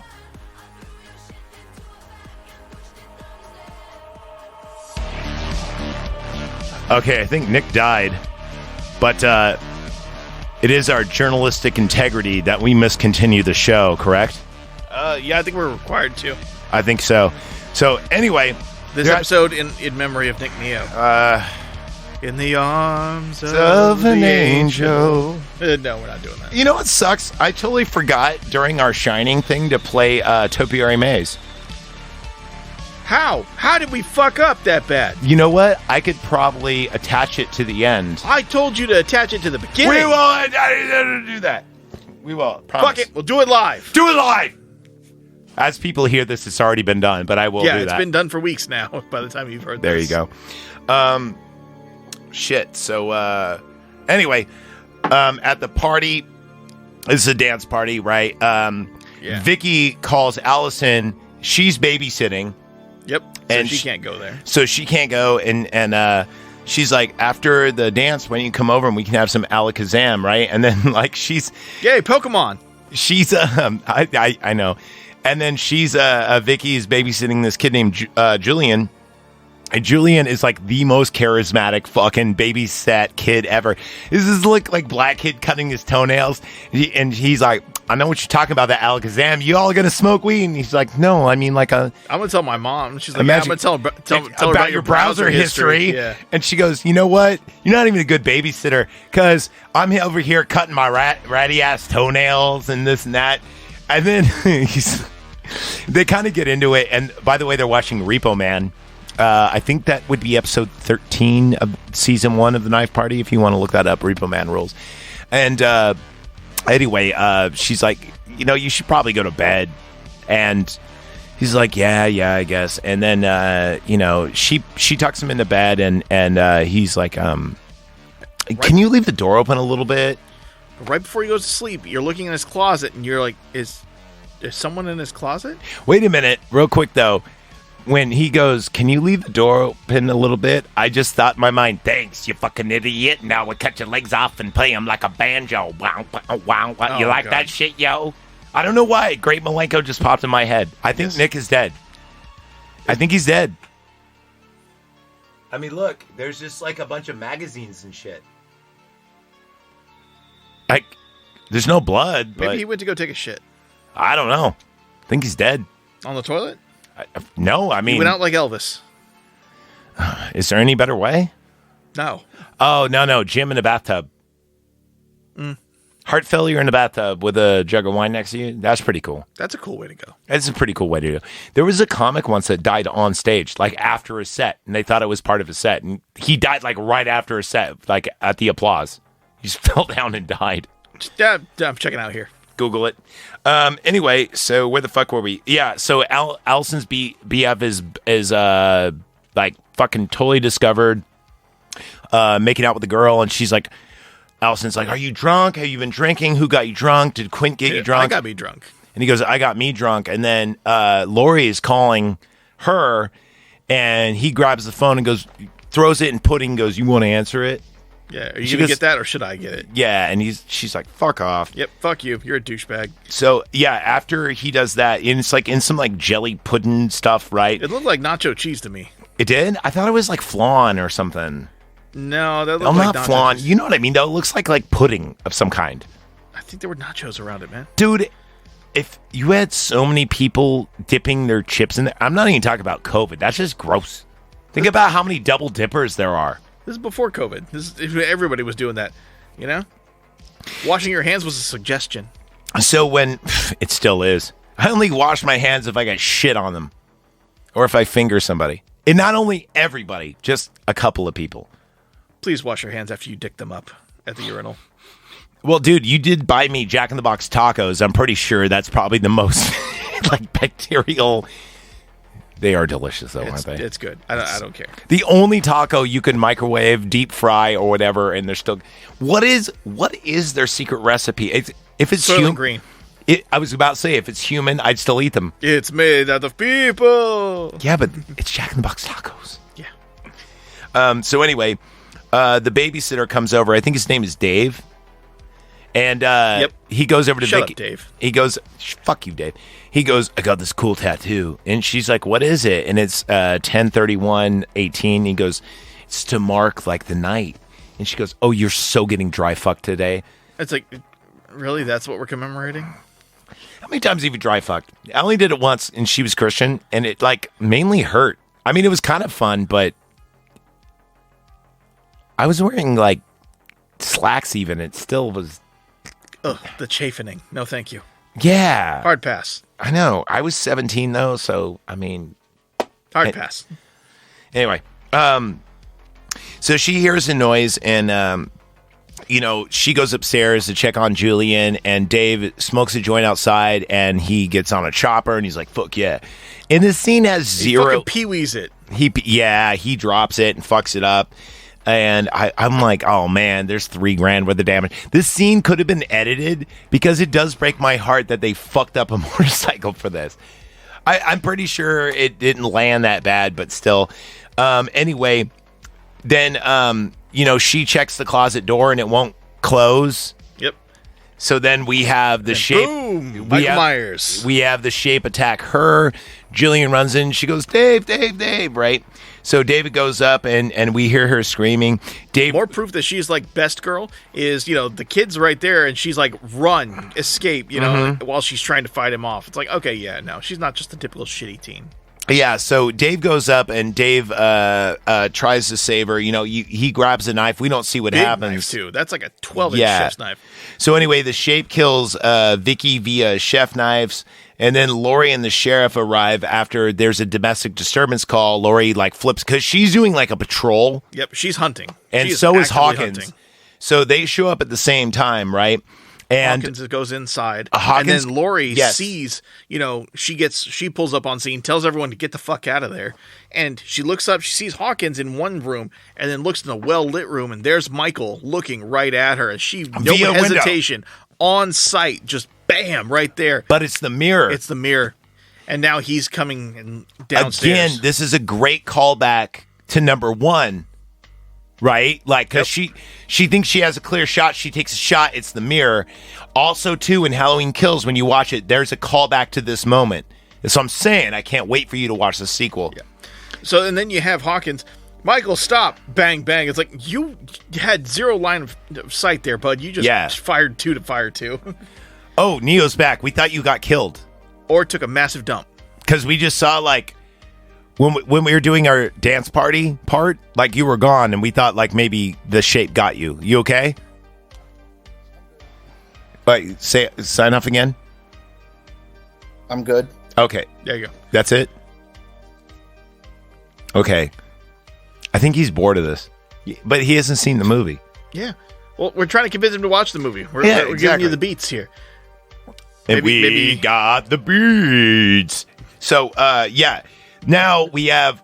Now, Michael walks out, or the shape, rather, walks out, totally nonchalant as pot shots are taken out of him. Hawkins, I think, shoots twice. And misses both times. And he just walks, no running. But as soon as he comes out there, Lori's waiting for him, and she takes him right in the shoulder. And that one looked like it hurt. He stumbled a bit after that one. He stumbles, but he just... Nothing. And then Frank Hawkins comes right up behind Lori, and she just turns around and pistol whips the shit out of him But with that also, big old magnum. Also, too, we see David killed via impalement, the boyfriend. He is pinned to the wall. Well, yeah, via chef's knife. But remember, he had his own chef's knife, so now Michael has a spare chef's knife. No. That's what's holding him up, is the big chef's knife. Yeah, but remember, he had a chef's knife as well. They both had a chef's knife. That's why it makes sense that Michael has one later. Oh, okay. Because remember, there was the one that there's the one that the Shape had, and there's the one that David had. Yeah, the one that David had is now through the back of his head. Yeah, because the longer one, So he's impaled through that. Then we have Frank, the cowboy, the mayor, I guess you would say, the doc, Lori, and the sheriff, and they're all like together now for the first time. And this is where the doc goes, Lori Shroud, oh, you've got to meet Michael. And it's like, why are all these people wanting her to be in a room with Michael? They want him to do something. They want him to do something. Yeah, it's like, are they like the gatekeeper and the keymaster from Ghostbusters? I mean, what the fuck is going to happen? They're going to turn to dogs and make zoo, motherfucker. Fusion? No, it's not going to I don't know. Is that from like some anime shit? I don't know. See, you pretend like you don't know. That's from Dragon Ball. Everyone knows that. I don't know Dragon Ball. Yeah, everyone knows Dragon Ball. No, I don't, motherfucker. I was watching Macros. I've never watched Dragon Ball, and I know that. I was a Macros kid. Robotech. Okay? You know, dragging these balls across your face. Fucking Robotech your mother and her pussy. Go right ahead. I wasn't talking to you. Calm her down. She's not into robo stuff. She likes that real meat. I am a cop. All right. So after that, right, then we have Lori saying, like, I pray he would escape. And then the sheriff goes, why? And he goes, so I can kill him. She says, and then he says, like, that's a stupid thing to pray for. That's a stupid thing to pray for, yeah. Oh, the thing that gets me, though, is, like, he's talking to Lori, and then Lori immediately doesn't respond to him, but starts talking to Frank. And it's like, was there something cut out there, some dialogue? It was a weird cut. There was so we watched the DVD version. I have the Blu-ray version, which was a little bit longer. She actually goes up to Hawkins, and they secretly kind of like devise their own plan, just them two. Yeah, and it wasn't in this, but they actually do go to each other and say, like, so there's an extended cut. It's just like if the extended cut is anything, it's probably just about like 5 or 10 minutes, if that, because they do go, okay, I'm going to be here, you be there, like, you know, we'll just in case anything happens, like, you got my number, I got yours, kind of thing. Yeah. In fact, when they're chasing Michael through the house, they actually meet up before everyone else shows up, because you see the cars coming up as they're having like a little dialogue. Oh, okay, yeah, no, that wasn't in this. Yeah, it wasn't, but it doesn't matter. So anyway, Allison walks with her friend, who's her boyfriend's friend, and he's kind of like and he thinks this is a chance to like move in on her. Yep, which is awful, and he's also drunk too, so it doesn't help. It's not awful because he's drunk. It makes sense.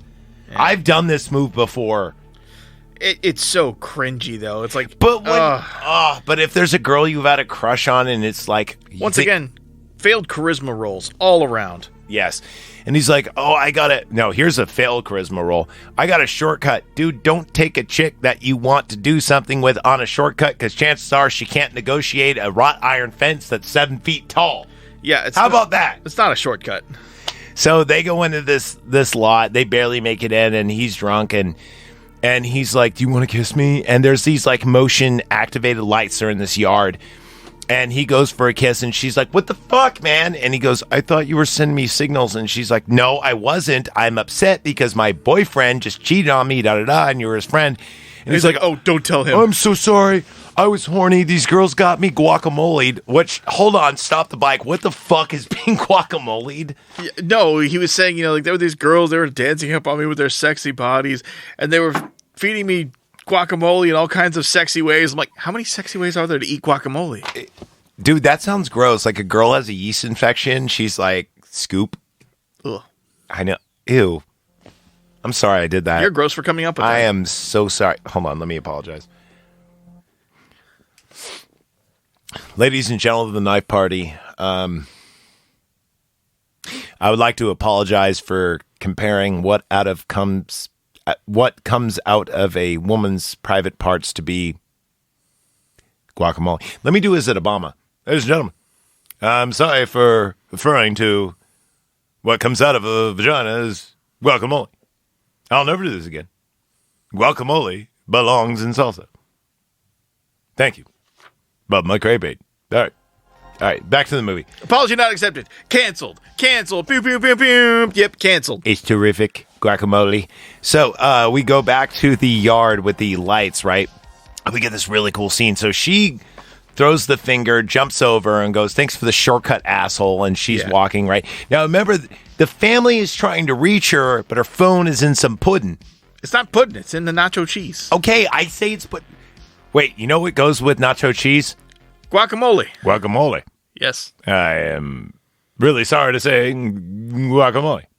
So, back. It was a nacho bar. I was right. So now he's drunk, and he's like, "I'm sorry, Mr. Raftard," or whatever, because, he sees Michael there, standing there. Yeah, he sees the shape there, and he goes, "Oh, I'm so sorry, I'm drunk, and I was trying to get with this girl." And then the floodlights go off. Before it goes off, he looks at him and he says, "Has there ever been a girl you really wanted, but you just couldn't get her?" And it's like, he said that to Michael Myers of all fucking And then people. the floodlights come back on. He's a little bit closer.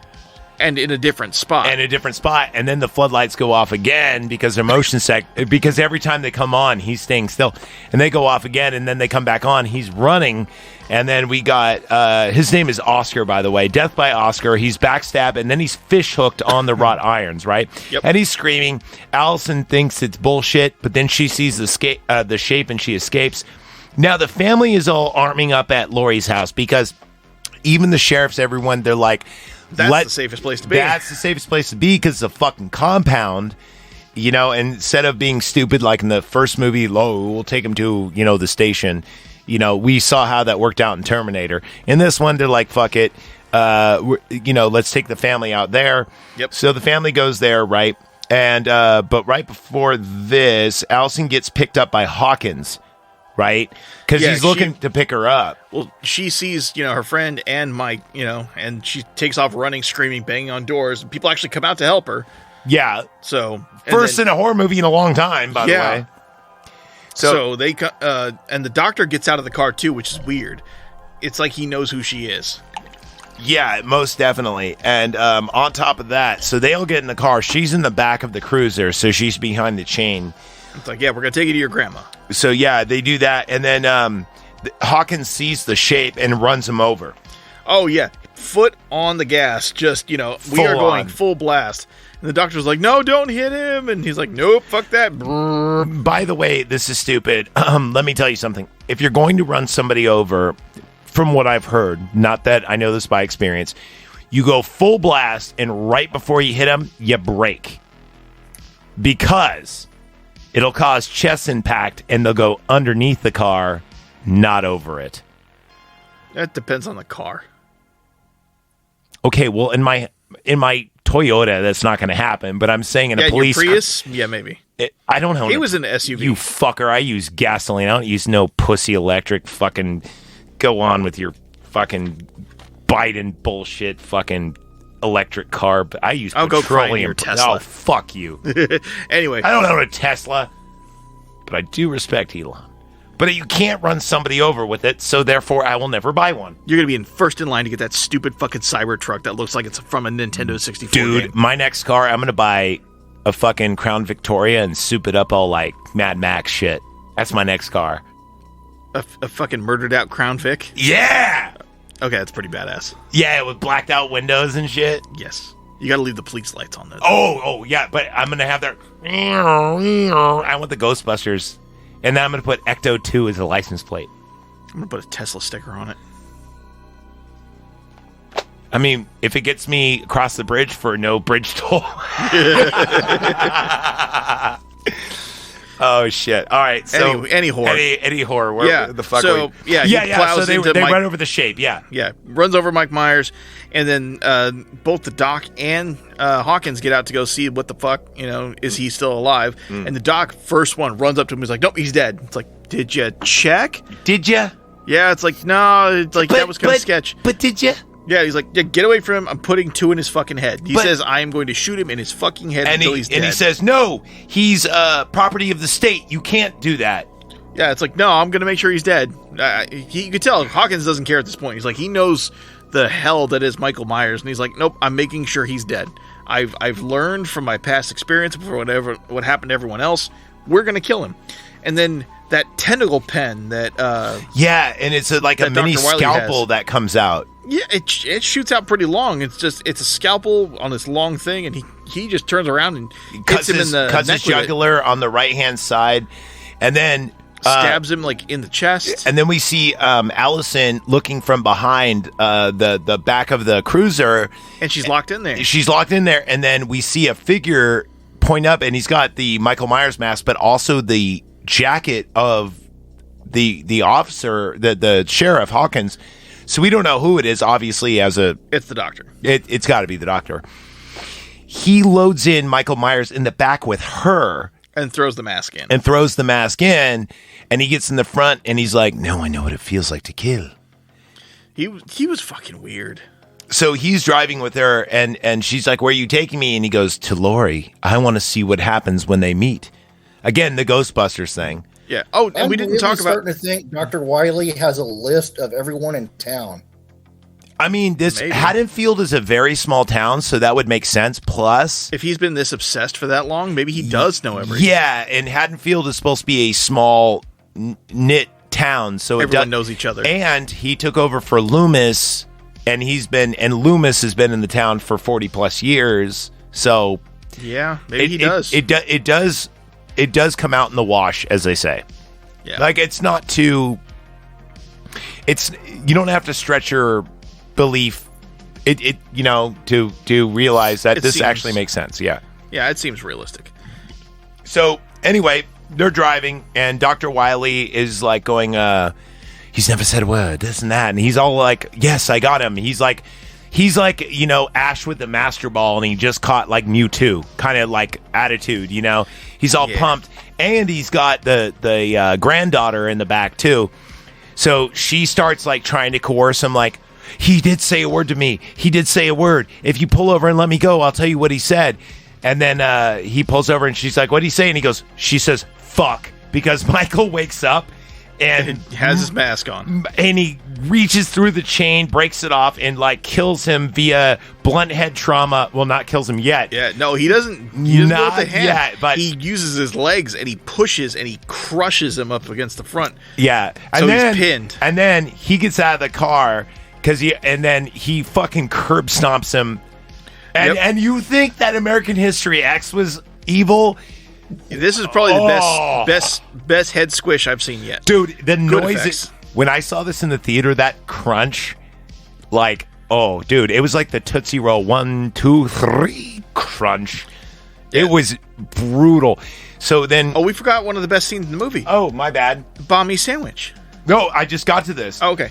So after this, the banh mi sandwich. So we see these two sheriffs, and he's like, what'd you get for lunch? And he goes, peanut butter and jelly. And he goes, you always get the peanut butter and jelly. Here's what I got, a banh mi sandwich. And he goes, what's the banh mi sandwich? He goes, well, it's the idea of a French baguette, but it's the Vietnamese version of a French baguette. See, it's not the contents therein, but it's the idea of an Asian baguette with its fillings. So I did myself a favor, and you a favor. Actually went and I curried a favor with this Vietnamese restaurant to make you a peanut butter and jelly banh mi sandwich. Banh mi sandwich. And he goes, I ain't fucking touching that shit. And he goes, well, what do you got for lunch? And he goes, I made a brownie. I got a brownie and some peanut butter. And he goes, that's what an 8-year-old would... 5. He said that's what a 5-year-old... that's what a 5-year-old would want for lunch. And then right after that, we see the car. Yeah, the car that the doctor's driving. Yeah. Coming up the road and stopping. He's like, is that weird? He's like, yeah, that's weird. And he goes... Is that Hawkins? Is that Hawkins? And he goes, That burnout. Like they say something like he's either old or senile he's calling him on the radio. He's like, 601, 606. And it's like, come on, burnout, pick up the radio. Yeah, that balmy scene is fucking. That's why I love this movie. Is Yes. There's a little things to make you think that there's little levity things like, oh, okay, this is happening to real people. You know what? Thursday when we do Halloween Kills, I know there's a Vietnamese place in town in Vallejo here. We got to go get balmy peanut butter and jelly balmy sandwiches. I don't think they'll let us do that, but we could see. Yes. They'll probably get mad at us and call us white people. Well, you're Hawaiian. You're not really white. I'm Mexican. I'm not Hawaiian. You got a beard. You got glasses. You're white. I've never seen a cholo be like, hey, Holmes, got a beard and glasses. It's a pretty common look, believe it or not. You haven't been in jail as much as me. You'll never see that. Okay, maybe not the ones in jail, but I'm not associated with the people in jail. Fuck them. Isn't it funny that the music we normally use sounds just like it? Yeah, it fits perfect. It does. So anyway, they go after, and the car is pulled over at this point. Am I right? Yeah, they go up to investigate it. Yeah, but we don't see what happens. No, we see the head squish. They get out, guns drawn. They walk up to it, and they see that the doctor's been popped, and Allison's run off into the woods, and Michael just kind of faded into the brush. So now we see the dad sees the sheriffs, and they're at the Laurie compound, and this is where we see probably the best effect, the best murder ever, and they see the cop car. He walks up and he sees... Fucking idiot, by the way. He sees a cop. He sees a jack-o'-lantern inside the car, but it's not a jack-o'-lantern. I got to take a piss. You take over. Yeah. So, he hears a car pull up, and he looks outside, and he sees a cop car, but nobody gets out of it. It's just sitting there. And he just walks outside. Just, hey, guys, what's going on? Do you hear anything? Do you hear anything about Allison? No, you do it wrong. It's, hey, guys, what's going on? Hey, Preppy, what's going on? There you go. No. So, he walks up to him, just, hello, hey, guys, you guys know anything about Allison? And just being fucking dumb. And he looks through the tinted window, and I don't know why the cops have tinted windows on their front window. You see, it looks like a pretty creepy jack-o'-lantern face, and it's like, oh, the fuck is that? And he opens the door, and there's the two cops. One of them is dead, and he has something stabbed into his neck. And then he's holding the head of the younger one, the Bami guy. His mouth is open, and his eyes are ripped out. De-brained. Yeah, de-brained. Yeah, like scooped out like you would a jack-o'-lantern. And a flashlight shoved at the base of his neck, lighting up the inside of his head. Awesome effect. Horrifying to see. Oh, by the way, the cop, he's killed with They can't hear you. pen. He's killed with the what? The cop is killed with a scalpel pen from the doctor. Oh, yeah, so I guess the first cop is killed with the scalpel pen from the doctor. Yeah, it's on the top of his head, his frontal lobe. That's what it is. It is the tentacle pen. Yeah. Sorry. No, you're good. I heard you. You're right, but you're right. You know what it reminds me of, too? It reminds me of fucking Starship Troopers, where, like, the brain bug kills you. Like, when the brain bug in Starship Troopers gets you in the front? That's what it looks like when he's holding the head. Yeah. Because he's got the face kind of thing going on. He got that face. But, yeah, so... it's like, oh shit, and then Michael right behind him, and then garrotes him. Yep, and then he's able to get one shot off. He couldn't reach around and just put that thing behind him, take one shot. No, he just pops it in the air randomly. So now Laurie is like, the door's locked. Now we have the three girls inside. Door's not locked. She goes downstairs. Door's open. Oh, yeah. You're right. She looks out, sees Michael, and just instantly lock. Tells Karen, get downstairs. Michael's here. Isn't Allison here yet? No, Allison's not here yet. She's still running through the woods. So she does that for quite a bit. So here they let's see. I have Shape kills Lover Father via garrote. The Shape attacks Laurie via the door. So this is where the Shape attacks via the door. Laurie's posted up on the door, but the door has like two side lights in it. So he reaches through the glass side lights and then reaches around and grabs her and just starts pulling her. But she's got a shotgun and she's right-handed, so the shotgun barrel is over her left shoulder. Now the Shape is left-handed, so he tries to grab the gun, but he mistakenly puts his hand over the barrel. Right over the muzzle. And she goes boom, and off goes the Shape's ring and pinky finger. Ring, pinky finger, and thumb, it looked like. Some of the thumb. Yeah, it looked like he had 2 fingers. But it's like Jaws, where it doesn't it just deters him for a second, so he's gone for the moment. So he backs off, and then she turns on the floodlights. Yeah, she goes downstairs, and downstairs is covered by this island in the kitchen that swings open. Yeah, so there's an island in the kitchen, and there's like a certain switch, and it makes it go out like... But it's super obvious, and they keep using it even though he can see them going up and down. I know. You think in the moment, you're like, that's fucking stupid. Wouldn't you go down there and just chill? Yeah. And then, at the end, they kind of... yeah. Oh, okay. We're getting there, because I was upset the first time watching this, going, what the fuck? Why do they keep doing that? Yeah. And then, she goes down there with him, turns on the lights. Michael comes inside. So here she is downstairs now with no shotgun. She has the Winchester, 45. And what I'm hoping is 45. The Winchester. Yeah. Winchester, 1873. And she sees him walking around. It's deactivated. On the floorboards. Was it deactivated? No. Can dogs look up? Yes. Dogs can look up. When are we going to do that series? My wife keeps bugging me when we're going to do the Blood and Ice Cream trilogy. Well, we did night, so we got to do Dawn, Day, and then Sean. No. And then we do the rest of the Cornetto. No. We got to do Sean, Fuzz, and World's End. Night, Dawn, Day, Sean, Fuzz. No. Yeah. The Blood and Ice Cream trilogy is Shaun of the Dead, Cornetto trilogy, yeah. Hot Fuzz, and At World's End. Yep. That's the 3 we got to do. Nick, do you agree? I agree. Okay, we'll do that. Say New Year's. So I'm good for a New Year's zombie movie. Well, I mean, because, they're good, but we need to do them in order. Anyway, back to this movie.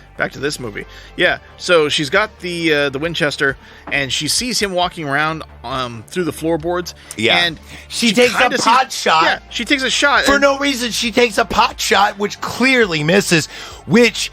Why would you give away your position? Location? Exactly. It's like, why are you going to go down there and hide so he doesn't know where you are, and then immediately tell him where you are? Exactly. I was pissed until yeah. But still, it's a but still, because why waste a pot shot when either way? But then she opens it up, so he's in the house. She opens it up again, showing, hey, this is where we're hiding. She comes up, and then starts hunting him throughout the house. Here's we get our hide and seek, and she has these mannequins throughout the house, by the way, and all the floodlights are on outside, but inside all the lights are off. So we get this cool kind of hide and seek thing, and it's almost daylight outside, but not really. And I think. And now Allison walks, and we see her running through the floodlights, and she goes to the mannequin spot with the target practice shot. She freaks out because of mannequins, but she walks in and she meets with her mother. No. Okay. She goes. She doesn't see any lights yet. She's still running through the darkness, but she ends up in the mannequin shooting forest, range. Yeah, and she freaks out. So back to Lori, who's clearing the rooms. So, she's following the blood trail. And goes upstairs, and there's some blood on the mannequins, like as if his hand's there. She goes in there, she's hunting him down, and then they get in the melee, and that's when she pulls out the knife of the day. Oh, yeah, the Cold Steel Recon Tonto. So they get into it, and then Lori... She gets stabbed. With her own knife. She gets thrown out the window, but it's another mirroring of Halloween 1, where she falls out the second-story window, and the Shape is like, I got her, and then when Allison comes, he turns, and he turns back, and Lori's gone. Yep. And I love that. Yeah, it's the same as Halloween 1, the end. I love it because they build Jamie Lee Curtis up like a Sigourney Weaver. She is. She is Sarah Connor in this. Dude, those are the 3 chicks that are so I always say this in every fucking movie. Stop selling me a badass chick. Create a badass chick. I hate it in movies. Show, don't tell. I hate it in movies when they're like, oh, this chick's a level 20 badass. No, she's not. Make her earn it. Start off at level 1, at the end of the movie, she's level 20. Yeah. You know what I mean, though? Mm-hmm. It's like, if I see Dolph Lundgren, I know he's a level 20. I see Jamie Lee Curtis, here I see she's level 20, right? I see Ripley from the get. I know that. But if you go, here's a movie, and like, for instance, Resident Evil, I love that movie, but I hate how they make that girl a badass when she clearly is. Rain is more of a badass than she is. Yeah. But you could tell Rain's a badass. That's Michelle Rodriguez, though. This is true. Michelle Rodriguez in anything. She probably ate more pussy than you. Not me, but Michelle close. Rodriguez and me, yeah. Yeah. Anyway, so now this is where Allison meets up with her mom, and they're back downstairs again. Mm-hmm. And they close it. They close it, and then they kind of arm up, and then the mom, Kieran, sees the KS rifle that was hers. And Michael's like, I wonder where they are. Probably in this fucking secret hidey hole that they keep opening and closing. But the great thing is he's making a distraction, of himself by trying to open it. And she's like, I told you all my training, this and that, and this and that. It finally kicks in. She goes, Yeah, Michael actually just flips over the island and rips it off. And she goes, baby, it wasn't an escape. It was a trap. Oh, no, we're not there yet. Oh, we're not there yet. No, what happens is, like, he rips the thing off, and then there's nothing, and it gets quiet. This is the best scene in the movie. She's aiming up, and then she starts crying, just, Mom, save us. I can't do it. I can't do it. I'm scared. And then Michael steps into frame. She's like, gotcha. Bam, and shoots him in the right jugular. But the greatest thing about it, she's like, I just can't do it. Like, her acting is, like, really, really convincing, but you don't see Michael in the frame of the stairs yet until she says, I can't do it, and then he goes whoomp, right there, easy pickings, and then she goes, gotcha, boom, shoots him in the neck. The way her face changes from like, I'm crying to, you're my bitch, I'm going to kill you. So then they run upstairs. Then they hit this like... No. They don't run upstairs yet. This is where we get the other cool scene. We get, oh my God, Laurie with an RKO from out of nowhere, out of the shadows. Yeah. She jumps out and starts beating on him and grabs a pan, hits him across the face. I wrote this down. I said fire poker versus frying pan. Yep. Frying pan won, by the way. Cast iron skillet. Dude, I would rather have a frying pan than a fire poker, dude. A frying pan will fuck you up, plus it's a shield. Yep. So since she knocks him and he goes down the stairs. So now Allison and Karen are like, oh, fuck, we need to get up the stairs. But Allison doesn't even know what's going on. She hasn't prepped. She still thinks they're all panicking. But exactly. This is the plan. This has been the plan from the get. This is the plan.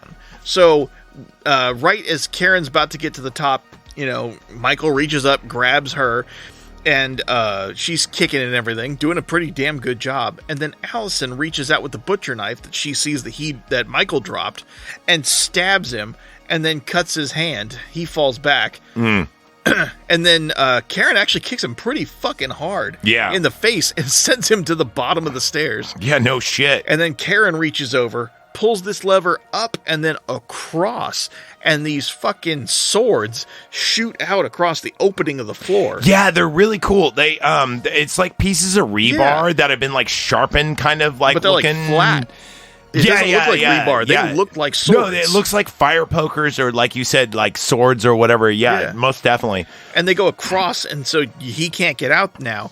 And then all of a sudden you see Laurie in the back hitting switches and turning gas on. I'm like, what is she turning on? So the thing is these are like what do you call them? They have gas lines throughout the whole house, hooked up to these you know those heaters. Electric heaters that like the coils that heat up, and they're throughout the whole house. And but the cool thing is Michael Myers is doing like Kane from wrestling, where he's just standing there at the bottom of the stairs, cocks his head. And finally, that's when when Karen says, it's not a cage. It wasn't a cage. It was a trap. Yeah. And then they run out and boom, explosion. They go up to a vehicle just like the end of Texas Chainsaw Massacre. Laurie's still bleeding. They're still fucking injured. Yep. They get in a car. Allison's still holding the fucking chef's knife. Yeah, she's holding the chef's knife, and it just goes Halloween. Now, you haven't seen Halloween Kills. It takes place right after this. And it's so good. Now. Yeah, you got it. Dude, we got to. Shit, Nick, you haven't seen this movie. How pumped you are to see it now? Well, I've already got it ready to hit play. Okay. So, this is part 1 of our. Actually, this is the first episode of October, our season of Halloween and scariness. And you know what's funny? We started the night party in November of last year. We've never actually delved down in some cool Halloween shit. We were saving it. We're saving for it. Now. So here's what I got. And Nick, obviously, you're a Stop the Bike member. You're a Stop the Bike member over there, H1. So here's what I got. I say we do Halloween Kills after this. We got to do The Crow on October the 30th because that's a fucking Halloween movie. Yep. Any other ideas for... H1N1, his pick was Friday the 13th Part 3 because we're getting a Friday the 13th in October. Yeah. Oh, shit, we are. Yeah. Dude. Friday the 13th in October, we have to watch Friday the 13th. So I think we have room for one more. Nick, do you have a good idea? Misery, I think we should save. Do you have a good Halloween movie idea? Trick or Treat. You don't have to spit it out now. I'm just saying. Say Hocus Pocus. So Come on, Hocus Pocus. Jonathan Fallen said Hellraiser, and I've never actually seen it. But I gotta say, the new remake actually was really good. The OG one's kind of just. I heard the first two are great. Okay, so let's keep our minds open, but we got to get another Halloween one. I have Christmas handled though. I'm for doing the original Halloween 1 and 2 as well. Dude, our Christmas schedule is fucking solid. Gremlins. Die Hard. No Die Hard. Batman Returns, Gremlins, Nightmare Before Christmas, and Krampus and Misery. How are you not going to have Die Hard? Because Die Hard's an action movie. It's a Christmas movie. It is not Christmas until Hans Gruber falls off Nakatomi Plaza. I'm telling you, Damn right. Season 2 of the Night Party, we're going back to our roots. We're going horror. Look. Fine. Not that Die Hard's bad, but I'd want to do Last Action Hero before I do another, because it's at least Arnold. So, guys, think about... Okay. Have you guys ever seen Wolf Creek? No. I know of it. Dude, that's a good horror movie. It's Australian and in daylight, so it doesn't really work with the October theme, but something to think about. But Pet Sematary takes place during Halloween. Pet Sematary Part 2, rather. I really want to do Pet Sematary Part 2. And that road? You don't want to go down that road. A lot of history down that. But Pet Sematary Part 2 is a Halloween movie. Just saying. Sometimes dead is better. Sometimes dead is better. And number 1, Pet Sematary sucks. The remake is good. But Pet Sematary Part 2 is best. I say we should do that. If you guys have you guys seen that at all? I've only seen the first one. Have you, Neo, have you seen it? I will. Your girl would love it because it still is based off of Stephen King, but it's done better because instead of adults, it's still teenagers running from these dude, and it's got Edward. I'm fucking telling you. All right, so as long as we're not watching The Mist again, dude, we gotta watch The Mist though. I like The Mist. We haven't even done that yet. Wait, you don't like The Mist? I love The Mist. The Mist is cool. The Mist is It's got the best ending of any horror movie ever. That's Frank Darabont's masterpiece right there, dude. Even Steven Spielberg. Sorry, even oh wait. I got you. What about Creepshow Part 2? That was executive produced by Stephen King. I wouldn't mind Creepshow. We covered Creepshow, but we didn't do Creepshow Part 2. Yeah, exactly.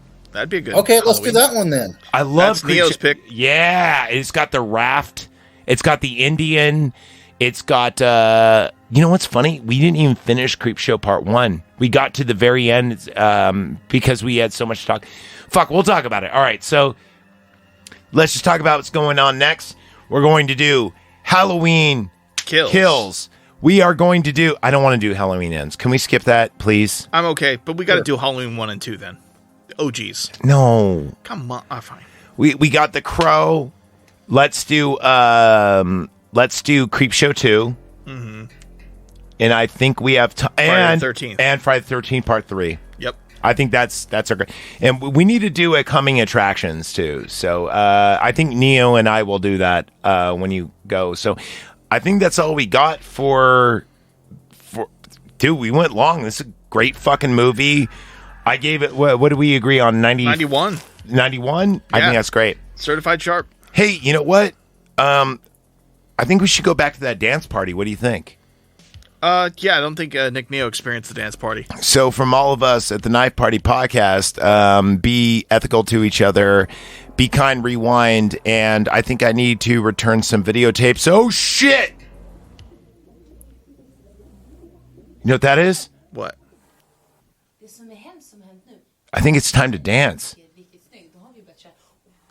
How about you? Send it.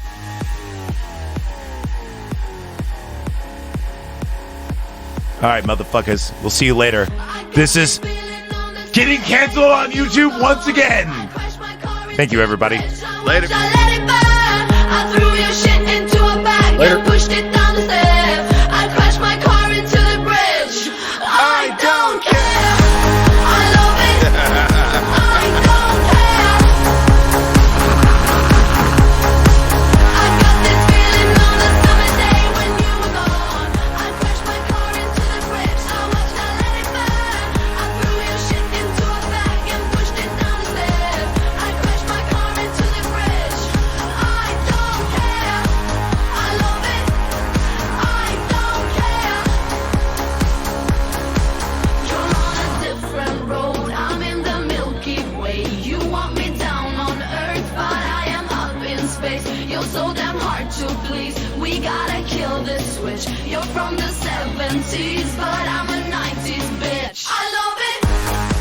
Do you think people still listen this far after this? I do, just in case. You think so? I do. I still think people listen. You think so? Yeah, just in case you say fuck at the end or something. Yeah. Fuck? Fuck.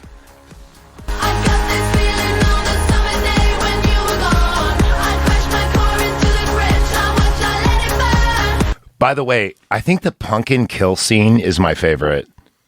The pumpkin kill? Yeah. You know, when the head with the flashlight? Yeah, that's probably the best. Yeah, that's pretty good.